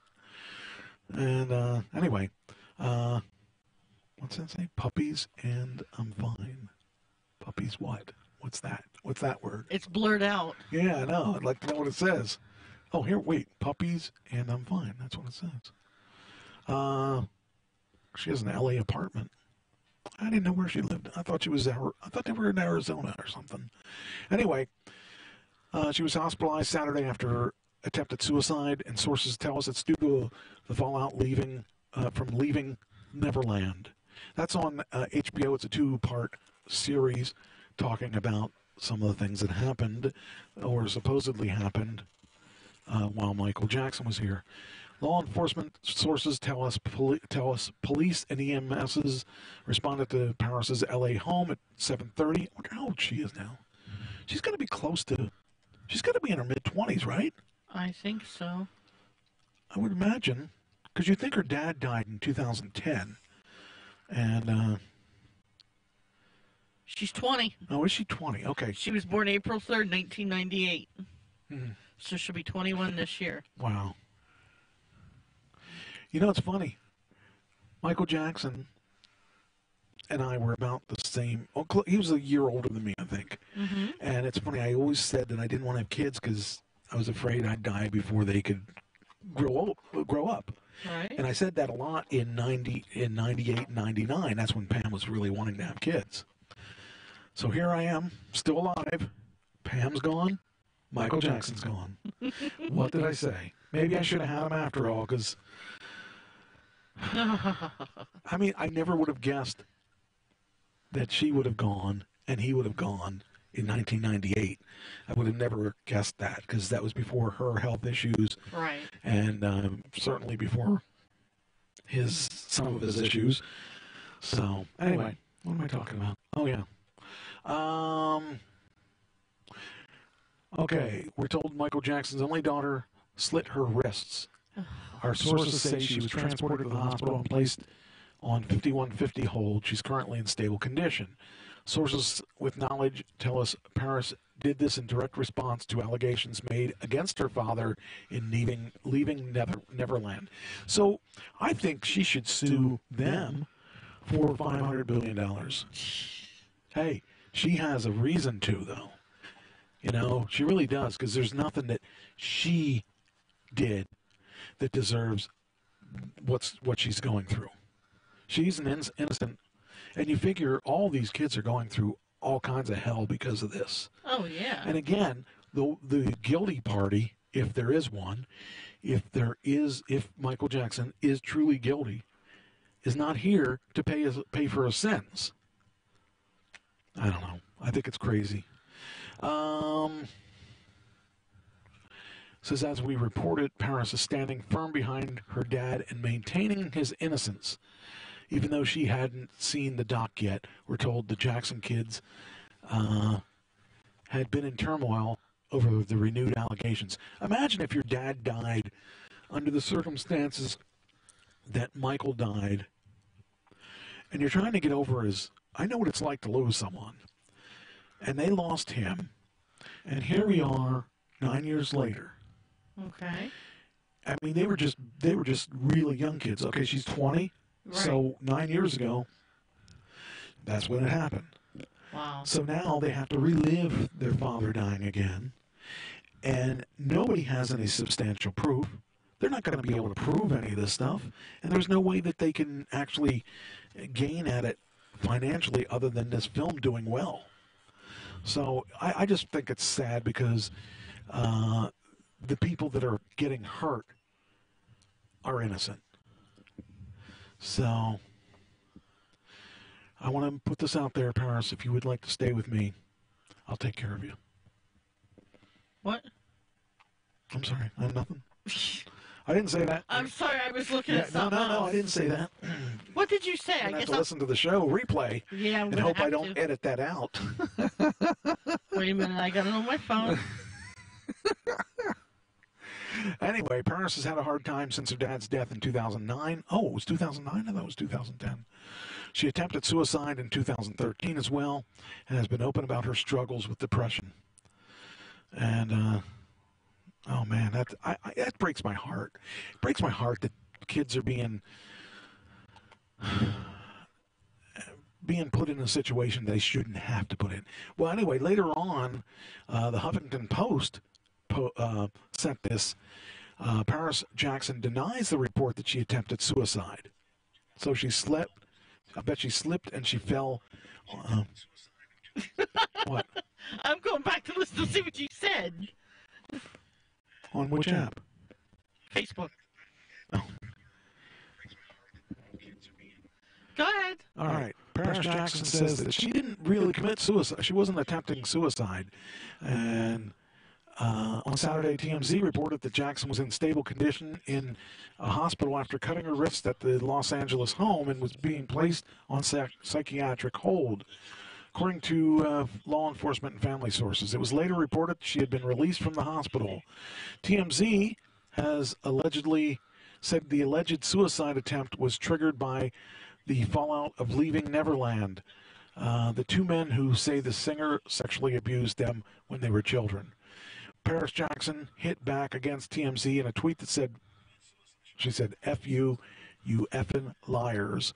Shortly after its story was published in a follow-up post, she tweeted a series of question marks accompanied by frowning emojis. So, I just, like I said, there's no way they can get anything. Because when Michael Jackson died, the estate wasn't worth anything. He was so far in debt. He had to take this big show by AGT, and not AGT, that's America's Got Talent, AIT. Starts with an A. AGI, I think it was. It was the people that were going to put on that big concert. That he was practicing for these dance moves and all that stuff. He owed so much money, he was just going to break even when it was all said and done. So the estate was worth nothing when he died. Wow. The estate became worth something after he died because everybody bought their stupid music for their MP3 players. Because after all, the music was going to disintegrate because he was dead. Well, that usually is what happens in the case. Everything becomes more valuable, worth more. Exactly. And, I mean, look at it. You've seen enough. Mm-hmm. They do it with paintings and any type of art. And... Yeah, well, paintings is different because paintings, there's usually only one of something. With music... But it's the artist. Well, she looks like Madonna in that picture. Yeah, she does. Wow. I wonder if Madonna was the mother. Maybe a blood relative. Do you think he actually had sex in those to get his kids? Artificial insemination. You think? Yeah. Yeah, because anything that would sleep with that, no way. See, I disagree with you. I think he was a super person. He was... You'd sleep with Michael Jackson? For enough money. Yeah, okay. I want to sue him 10 years, 20 years later. Anyway, Fox News. Did you ever watch Judge Jeannie? Judge Jeannie? I think it was Judge Jeannie. Jeanine Pirro. Oh, yeah. You watched it? Do you know who she is? Yeah, I've watched her a couple times. All right, well, she's in trouble. She said some Islamic remarks. She can say things like that, but Judge Judy can be a bitch and they don't say anything. Well, I think it really depends what you say. She said things that were probably a little offensive. Let's see if this says anything, if this is a clip or not. I guess that's not a clip, that's just a picture. It says here, Jeanine Pirro, the Fox News host, who made Islamophobic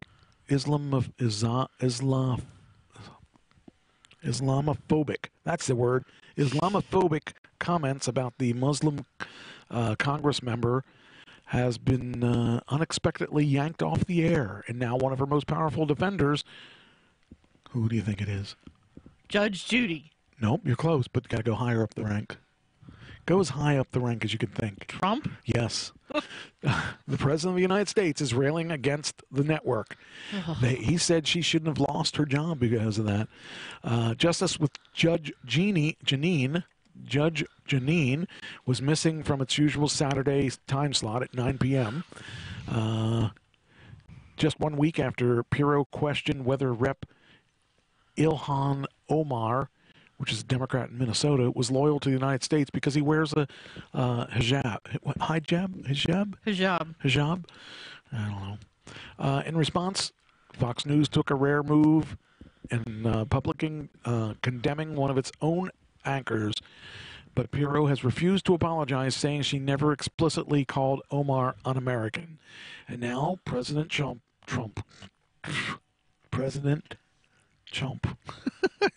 Not what I wanted You to are say. really having trouble tonight, aren't you? I always have trouble. President Trump is injecting himself in the controversy in defense of Pirro. Fox must stay strong and fight back with vigor. Stop working so hard on being politically correct, which will only bring you down, and continue to fight for our country. That would be really, I guess the thing that I find interesting is it would be really cool to have the president tweet for you. Tweet something positive. Even if you did the worst wrong thing. So I'll get on Twitter and I'll get not a hold of Trump's tweet Okay. or Twitter and say, tweet Mike Trash something positive, okay? Oh, okay, that's going to happen. I know. Yeah, I think we're safe there. I think it's pretty much easy to realize that that's not going to happen. So I just think it's sad, that she said the Islamic remark. And I don't know. Did you notice that Jamie Kaiser? Yes, I did. I talked to her. I saw that she had her first ever plane ride today. Because she had to fly. I think she said she was flying to Charlotte and then out to Missouri for work. She's still in the room? She hasn't answered me, so I don't know. She left. She might be talking to her man. I don't know. She misses him. Why? Because he didn't go with her. So, she's a you know, You need to follow up on these things. You need to read them. Oh, that's right. You don't read. That's what I'm here for. I read a lot. I read a lot more now than I ever have read. Anyway, all right, that's enough of Janine. So Janine is gone now, and then and you have Judge Judy and yeah, actually I did that already. All right, just did part of the other story. Then we got. This is the thing I talked about. I started talking about earlier today, but I want to talk about it later. I want to talk about this. Why James Gunn was fired from Guardians of the Galaxy. Now, we kind of talked about this before. He had tweeted when he's a young guy, by the way. James Gunn had tweeted for something that he said. Is that Shannon's post? No. Somebody else put it. It said there's 2 points for 3 of the sugar-free peeps for Weight Watchers. Yeah, because Shannon showed it to me and she said, I love that. I gotta have them. I asked her where she got them. She said, I think she's in Walmart. Yeah. Well, anyway. I could eat those. They're sugar-free. You probably could. How about that syrup I had, though? Oh, I know. I bought this syrup that was 60 calorie. No, it's calorie free and I need you to help me make that barbecue that you made that was like no carbs and stuff. It's really easy. I know. That's why I said I need you to help me. Is your meat thawed? Well, it will be. I never thought I'd by the ask time a I woman need that. it. Huh? Never thought I'd ask a woman that. Hey, baby, is your meat thawed? Oh, jeez. You have fresh meat? I will by the time I'm ready to do this. When are you going to do it? I have to have it for April 12th. No, got plenty of time. I know. Yeah, I need to. I actually was gonna make another. I haven't been on my diet for about a week and a half. I'm still doing the right thing, just not doing it That's true. the way I want it to do it. I want to do it with their program, but I'm just kind of like, I decided to shock my system and see if I can get my weight loss back. I haven't gained any. I've lost a couple, like, minute amounts, 2 or 3 pounds, but I'm eating regular food, and then I'm going to start back again and see if I can drop another couple pounds. Yeah, Anyway. We have a lady that's retiring on April 12th, so they want to do a luncheon, and I said about I'll do barbecue, thinking... Do you know how many pounds you're going to do? I have to figure that out. I'm not sure. Well, I yet. mean, that's important. Well, I'll let you know. Because that has to do with how much you put in. You want to make it like as calorie-free as possible, or do you want it to the original way I made it? Do you want it to... The calorie-free. Okay. Well, it's not calorie-free because the hamburger still has calories. You know what I mean. All right. That's easy.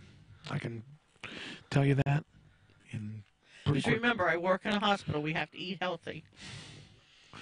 Well, you can always bring it over, and I'll let you clean my bathroom, and I'll cook it.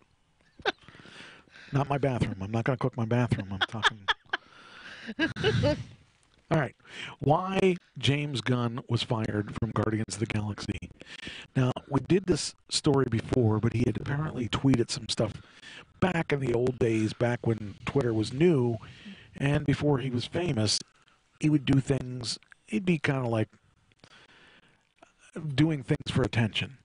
Okay? Okay. So he never would have thought he would become famous and make money, but he sadly did things that we wouldn't want to see happen.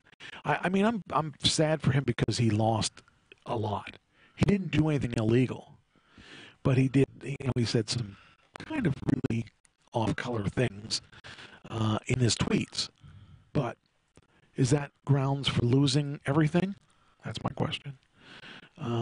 Anyway, here's, according to Deadline, James Gunn, years before working at the Disney Marvel franchise, tweeted, "I like when little boys touch me in my silly place." And he wrote, "The best thing about being raped is when you're done being raped." And it's like, whew, this feels great, not being raped. That's true. When you're being raped, it feels good not to be raped.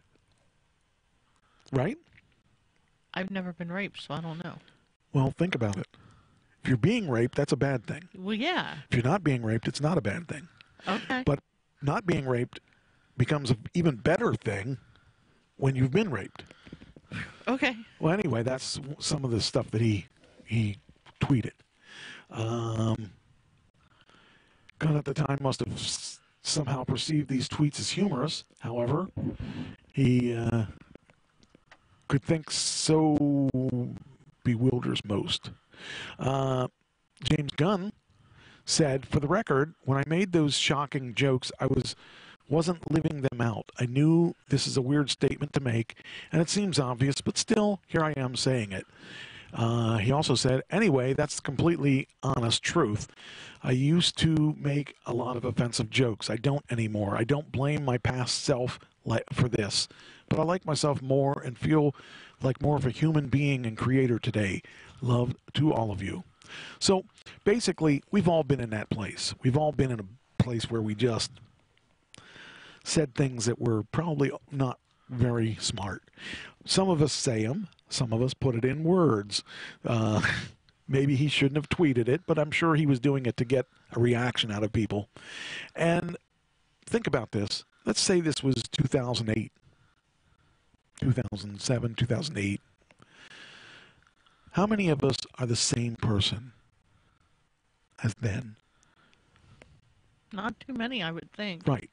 We've all gone through the things we've gone through. The world's changed. We can't really talk about things the way we did then.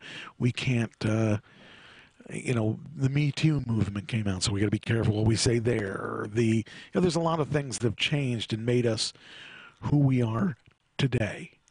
And things that were acceptable back in, let's say, the 50s are not acceptable today. True. In the 50s, you realize that in the 50s, Lucy, I Love Lucy, they slept in separate beds. Right. And they also always had one foot on the floor. Immaculate conception. Whatever it was. But today you wouldn't see that. Today you see them all over each other. So, I mean, the world changes quicker than, anything. James Gunn also went to post inappropriate tweets about the Holocaust, AIDS, and 9/11, looking for humor in the wrong places. Disney went on to fire the director from Guardians of the Galaxy. You know what they did? They just hired him again. But here's the funny part. So he is working on a DC movie, a reboot of Suicide Squad. Oh, geez. He's starting over. None of the characters are going to be the same. I thought that Harley Quinn was pretty good. I thought she was pretty good. I liked all the characters. I liked Will Smith's Deadeye. I liked all of that. He's going to change out everybody. He's going to write a whole new script on the Suicide Squad. I think it's a little early because it's only been out, 3-4 years? Yeah, because it came out when I was in the New Division after Jamie had left, and because I had Russ as my assistant, and he told me all about the Suicide Squad because I had never heard of the Suicide Squad. So I don't know. I think it's weird that they're doing it this close. But now, here's the thing that's funny: Suicide Squad is DC. Okay. Guardians of the Galaxy? Marvel. He's the only guy I know of that worked both of them. Wow. That's going to work them both at the same time. So he's going to do Suicide Squad. He's going to do, they hired him on to do Guardians of the Galaxy 3. So we're going to see that happening. And so I'm happy about that because, like I said, boy, oh boy, if they wanted to pick on people for saying wrong things, I'm really not the person that would be picked on because I mean, for the most part, I keep to myself and I don't talk about things, except that when I do promos and I got myself in trouble with the Hispanic people, but that's a show. That's a show that I'm on, and that was my role. Mm-hmm. Would I do that today? No. Yes, you would. Nope. Yes, you would. If it was your role, you would. What's this definition of a raccoon? Okay, I gotta watch it. I gotta check it out. Raccoon? Don't call me a raccoon! I meant trash panda. Triangle-faced monkey. Stupid fox. Rat. Is that better? The Krabby Puppy's so cute, he makes me wanna die. That was pretty funny. He's my favorite guy on that show anyway. Who's your favorite on Guardians of the Galaxy? Groot. Well, Groot. Yeah, Groot has... His lines are easy. Are they? They have to be said with emotion. Mm-hmm. Anyway, so that's with what's going on with the Guardians of the Galaxy. Here's another one I wanted to say about the Michael Jackson thing. Talk about knee-jerking things. Indianapolis Children's Museum removes Michael Jackson's hat and gloves, but will keep some of the photos. Why? Because of this whole thing on the lawsuit. The Neverland movie. It's really sad to me that the thing is they're trying to erase something that happened. You know, a lot of people think my brother was a great guy. Okay. I don't. I don't think at all either of my brothers are a great guy. Okay. I think that my younger brother has potential. My older brother, for some reason, and I didn't get along from ever. Now, why is that playing? Care for the clothes glove. It is. Like detergent. The new concentrated form. But I had the sound off. Look, sound's off. Shouldn't be playing. Anyway. As I said, a lot of people thought my brother was great. Some people thought my brother was not great. But I saw that. Okay. some people thought my brother was great, but the people didn't know my brother. And even the people that thought they knew my brother didn't know my brother. Yeah, see, I met Dale. I never met Neil. Well, Neil, no, Neil's not an issue. I mean, I don't have an issue with Neil per se. Dale, I have a lot of issues with, and I'll die with those issues, but only because he never treated me well. But he helped make me the person I am today. Okay, then. He tried to make me independent. I'm independent. He tried to make me think myself. I think for myself. He tried to make me a leader. Well, he tried to make me... Okay. So, I mean, but that's through the fact that he beat the living daylights out of me on a regular basis when I was a kid. And even as an adult, he didn't treat me well. And it's a shame because we could have been strong together. And he only came to me when he needed something, which unfortunately for him happened a couple times. I remember when he got busted for meth. Wow. He came to me. He put all his guns and stuff in my other room because he wasn't allowed to have guns anymore. Took him a while to get cleared. So... it's a shame. Anyway, all right, so Oprah interviews Michael Jackson accusers. Let's see what that's all about. All right, now it's not going to be... now the sound's not going to work. Two men are lying or not lying. Oprah Winfrey interviewed the men who say they were sexually abused by Michael Jackson. I had no understanding that what Michael did to me sexually was abuse. I had no concept of it being that. You got money. Wade and James spoke during the hour-long special after Neverland. Michael Jackson? You know, it's strange, or not strange. Like, I felt guilt this weekend for, like, I let him down. Well, you did. It's still there. That shadow's still there. You let him down how? By speaking up? Yeah. It's still there.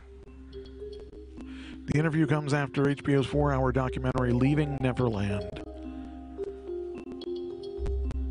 The Jackson family has disputed all allegations and condemned the film as public lynching. Statement reads, let's see what the statement is. It reads, "We are furious that the media who, without a shred of proof or single piece of physical evidence, choose to believe the word of two admitted liars." So, I don't know. I don't know what to think about it. I want to say that they're just liars trying to make money, but, you know, I still think that something might have happened.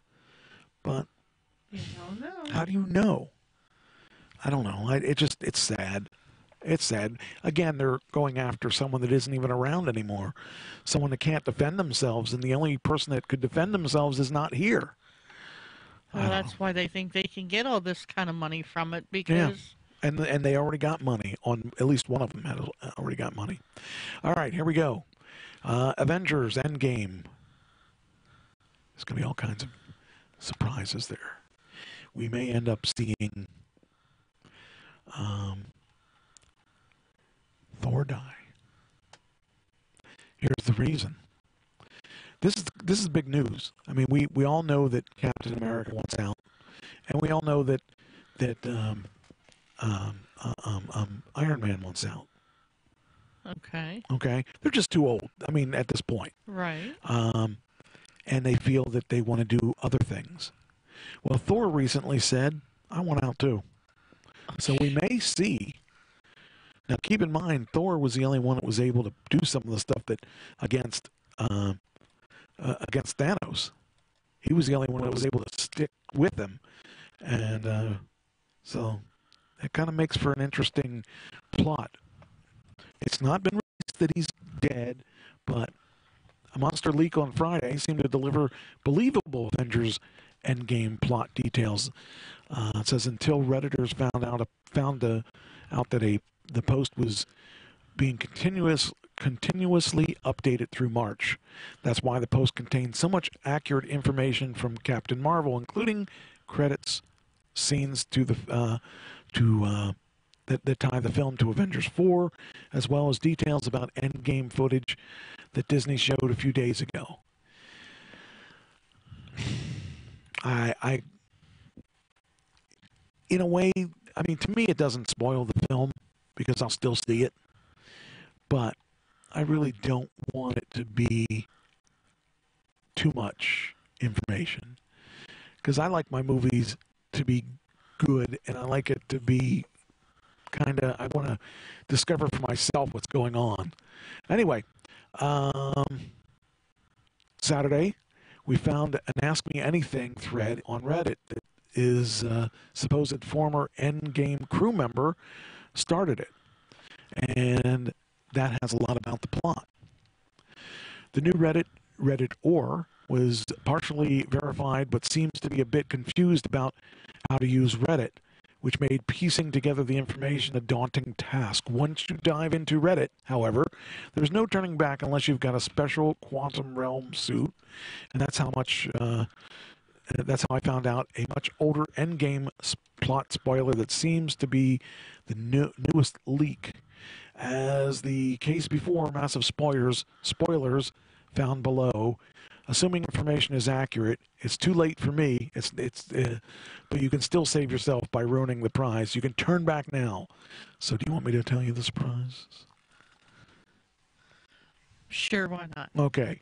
If you, in case you haven't read the first part of the story, make sure you check it at this link. Since the, look here and see what they're talking about. Come on. Oh, okay. Okay.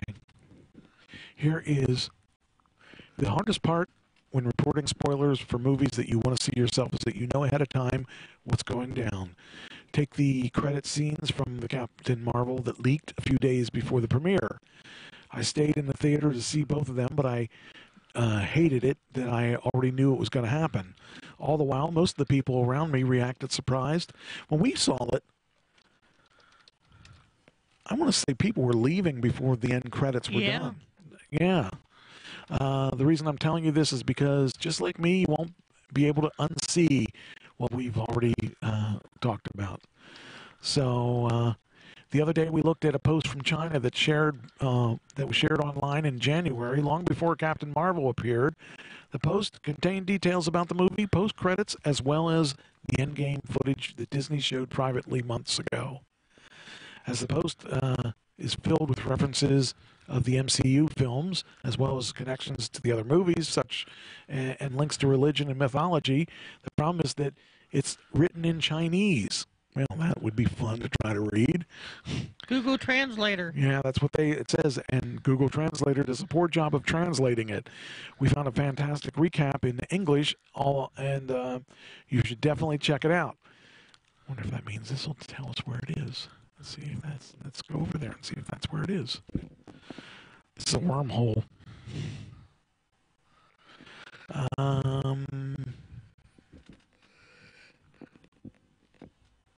Let's see here. Yeah, it says it's Chinese, blah, blah, blah. All right, well, give it to us. I want to know. I need to know. According to the plot, it's Thor, Rocket, and Rescue who will come to Iron Man and Nebula's Resu. How you like that? Resu. That means they're going to sue twice. Pepper reaches out to Thor for help, and he and Rocket figure out that they can contact Benatar. Wow. Wonder how Pat's doing. From Nidavellir, where the escape pod is. That's where they hear Tony's message and how they find him in space.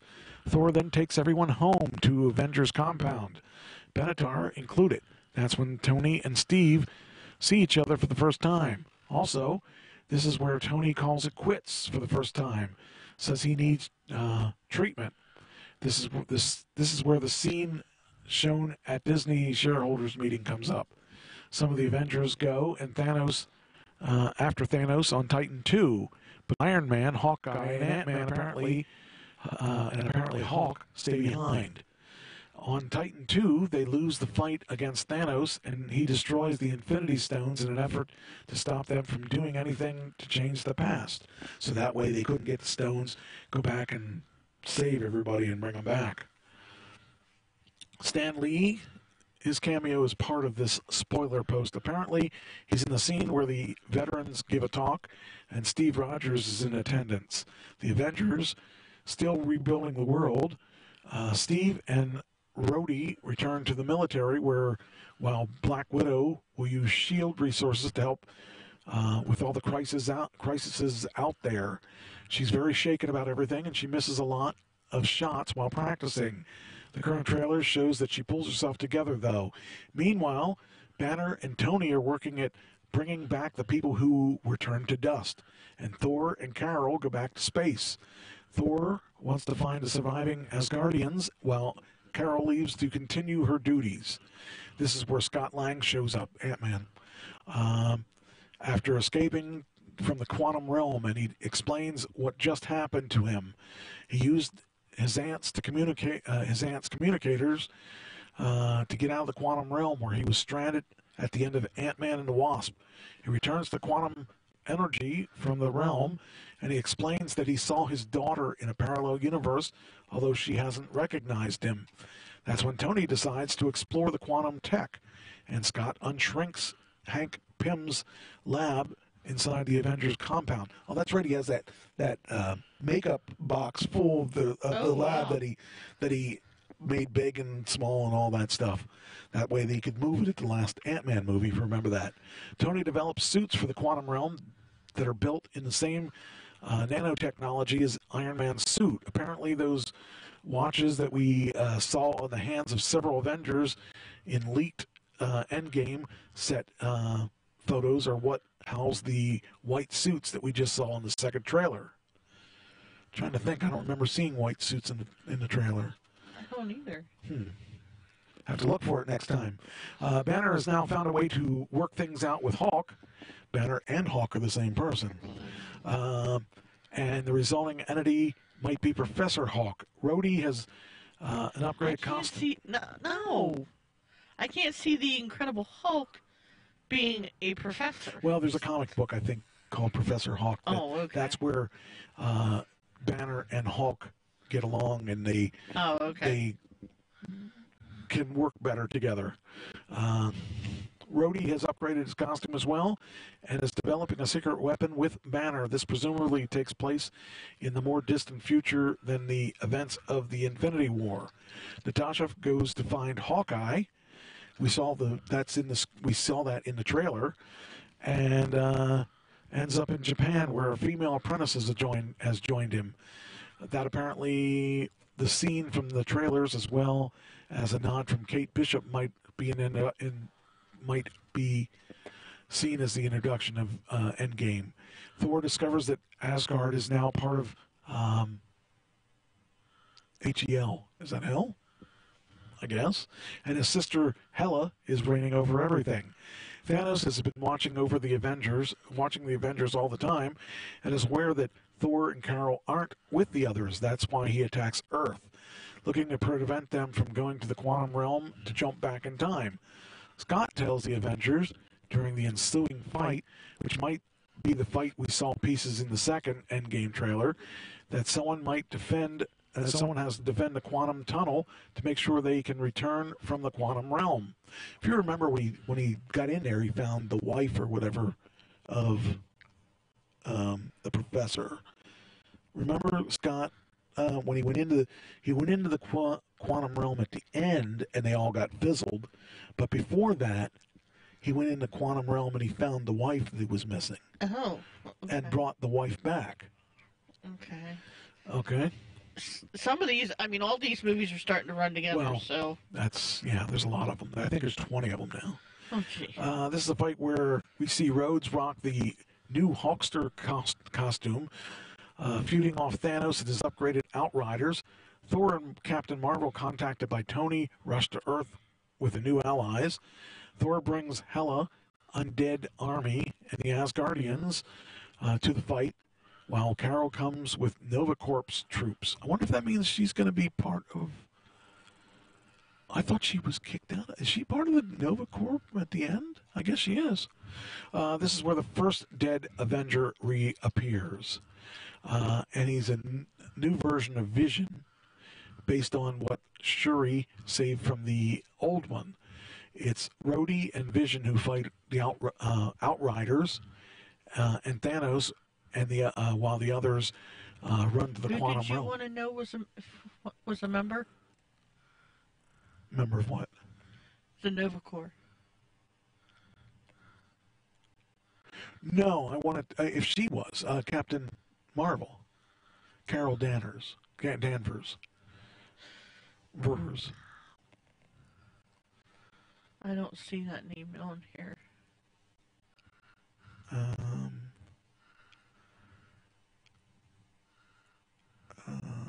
thought I saw her name. I guess I didn't. Look, Groot. Groot! I am Groot! Or is that Groot? That's Grot. Grot. Oh, yeah, Grot.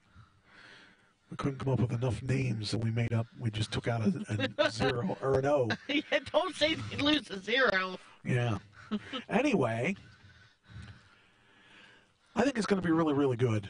I'm looking forward to it. I think that spoilers or not, it's going to be a fun movie. I think it's probably the one I'm looking for. Well, yeah, that and the Guardians of the Galaxy. But keep in mind that this is the first time with Avengers that they lost the battle, and badly. And it shocked all the audience members. I remember when I saw it the first time. Mm-hmm. It was last year. And the girl I went with, we were there, and we sat there like, they just killed off everybody. And we saw it opening day, and the audience was like dead silent. It shocked everyone because nobody saw it coming. See? You don't ever see how often do you go see a movie where the superheroes die at the end? You know, you think, I mean, many times the superheroes die or get beat up and they come back and make a comeback. They died at the end and it threw everybody off. So, I think I'm going to leave with this niche thing that he gave us. If I have it, I should have it here. Oh, yeah, it's here. That's why. I was trying to remember where I put it. I know we did a niche earlier, and the reason I'm playing this one is that he made an actual tribute. Now, some will say that you must be an egotist that you're actually playing this, but that's not why I play it. I play everything that he gives me, and this is kind of. He's been a real big part of the show. Yeah, too. well, I mean, he's been really good with us, and I appreciate everything that he's done for this show, and so I kind of felt it was important. So I'm going to play this, and after that, we're going to wrap it up and go. So I just thought I would make sure that I play this because it's kind of interesting, and I just wanted to play how much that this means to some of the people that listen to us. So here it is. This is the. Oh, hey guys. This was from last week. Just a personal message tonight, but a good one. I always secretly my cow. By the way, the reason I didn't play it yesterday or last week is that are you I took it off because you were making noise with it. You took off the microphone. So I need you to get near the microphone if you're going to talk. And if you're not going to talk, you can discard it. But anyway, the reason why I didn't play it last week was that I had, well, see, the reason why I forgot was that it wasn't on our normal voicemail. It was on this phone's new voicemail, which I turned off because it only gave him smaller clips. So I opened it back up once I figured out that I couldn't figure out why I didn't get the clip. I was going to play it last week, but I had to edit it last week because I didn't have it. I knew he called, but I didn't see it on the voicemail. Right. And then right before the show started, I started messing with this, and I said, oh, there it is. It's on that phone. And then we sat here and tried to figure out how to get that phone working right. And when I got it working, Anyway, so this is the unedited this is the edited version, and the other phone did not do a good job of the audio, so I apologize for that, but I'm still going to play it. So, hey guys, this is basically just a personal message tonight, but a good one. I always put this on my calendar because I never wanted to forget. But it's 15 years ago that I talked to Mike Trash for the first time. I had gotten in touch with him. And he still listens. That's the amazing part. And that's another weird one. The Gary Michael Capetta one was kind of strange that he got my number from Gary Michael Capetta. I just remember instant message and him. It doesn't seem like the instant message was still around back then, but it was. And we would kind of gradually talk, he would, tell me the people who's on the show. He would tell me when the show was coming on, and, I didn't think much was going to come of it, obviously, I'm just trying to catch his show and see if it's any good, and, I always had it from day one, and the thing that always struck me about Mike, more so than anybody else, he allowed the fans to a lot of hosts don't do that, but Mike did, and I never forgot that. I remember him having Kamala on. That was probably like my favorite interview because I had never heard Kamala talk, and Kamala was just so good. If you ever get the chance, go in the archives and listen to it, and if anybody ever has, I know that you agree with me how good he was. But Mike asked him every question that I asked Kamala that night, and that impressed me a lot because, he's doing the interview. He may not want to ask other people's questions. He would like to ask his own, which he did.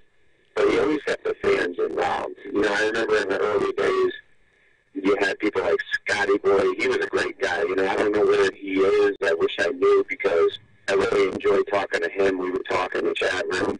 I think there was a guy, Nigel.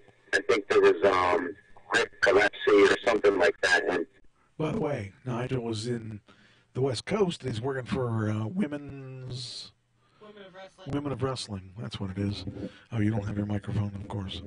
I knew that if you took it off, I wouldn't hear you. So So Rick Gillespie's still around. Yeah, I haven't talked to Gillespie in a long time.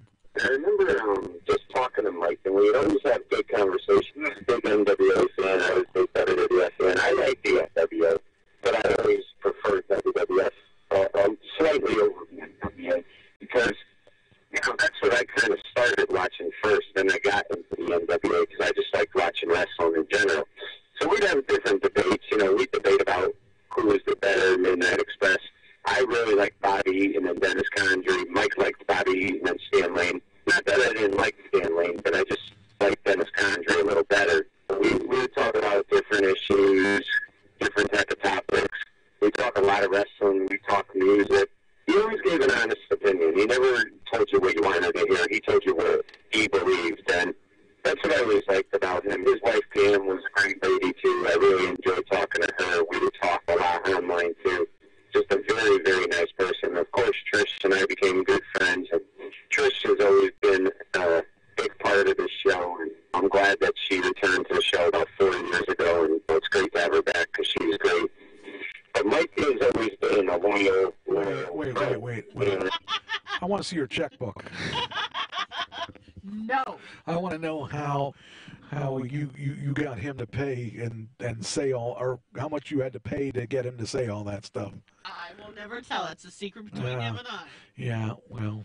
You don't find too many people like that, but I found that with a guy like Mike because he was never not been my friend. He's always returned my calls. He's always talked to me when I needed to talk to him, and he's just really a good human being. I love to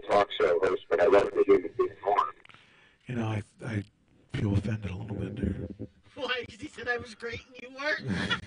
No, because he said I was really great and the talk show host thing. I don't know if I believe all that. But I always found that with a guy like Mike. See, I would believe that I'm a great musician before I believe that Now, others. this is Nietzsche. I mean, Nietzsche is as loyal as anybody. Because he was never not been my friend. He's always returned my calls. He's always talked to me when I needed to talk to him. And he's just really a good human being. He's always what? Butt dialed me in the middle of the night. Who does that? No, you pocket dialed him. That's what it was. Oh. I love the talk show host, but I love the human being more because he really is a great guy. It's just too bad that we live miles away from each other. I'd like us to live closer so we could hang out and get to know each other more one-on-one, but he really is just a terrific human being. And this show has been just something I've loved forever. A lot of times you go through difficult things and you need an escape. And Tuesday nights really is an escape for me from 7 to 10. You know, I love when you would have the guests do promos, and none of them could ever say trash talking radio. They would always say trash talk radio. Like, so many people got that wrong. I'll tell you the guy who got it right, I thought it was awesome, was Brett the Hitman Hart. He did his promo, and he did trash talking radio on the first try. One of the best moments ever was when he said trash talking radio, the best there is, the best there was, the best there ever will be. I think tears just came down Tristan's face because she was so happy that Brett said that.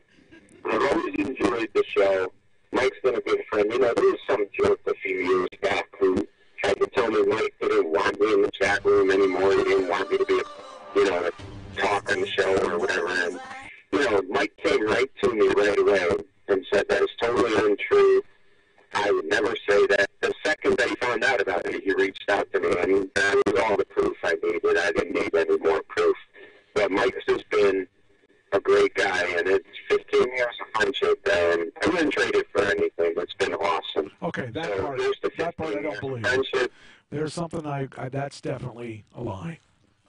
What, it's been 15 years? No, that he wouldn't trade it for anything. I'll bet you if Michael Jackson gave him $2 million, he would trade. I don't think so. Although Michael Jackson's dead, but if he traded, he would trade it. If someone gave him $958 million, I bet you he would trade it. I bet you he would. He would. I would trade him. Of course. If I had a chance to make $1 billion, I would trade him. You better believe it. Friendship only goes so far. So, but if I got the $958 million, I just want you to know I cut you off $10 million. I wish you nothing but the best going forward, and thank you for being a great friend, Mike. Take care. But that's the thing I like about Nietzsche is that he participates. I mean, my whole goal for this show is to get audience participation and to get people involved and stuff like that. And it didn't work out quite the way I expected it to. But you know what? We'll get there. I think we'll get there. I think there's new things. I looked and I see that we are on Twitch. We actually are on Twitch this week. So that's fun. And we'll see what happens. I mean, I don't know. I think we could actually make an impact on Twitch because they do a lot. We could have 40,000 people listening. Wow. I don't think we did tonight as the first night, but I think as people learn about the show, we'll probably shift off of the YouTubes, maybe the Facebooks. I don't know. Facebook hasn't had a complaint lately. Well, that's a good thing. Yeah, I mean, but they haven't threatened me lately, so that's really good. That's a good thing. So, but Twitch and Periscope and Twitter seem to be the strength. I want to get the rest of the sign-ups going, and maybe I'll try the other ones too. I got to figure out. I got to get my bandwidth opened up a little bit more though, because we're running out of bandwidth. But anyway, all right. I will talk to you guys next week. I hope you enjoyed the show. Remember, tomorrow's the first day of spring. Woohoo! Oh boy. This winter scene can go. You're so far away from the mic. No, I'm not. Hold it closer. Hold no, it. because I'm not eating it. Pretend it's a penis. Pretend it's a pussy. Pretend it's a piece of food. I'm not hungry. Anyway, So anyway, I'll talk to you guys next week. And remember, the most important part of all is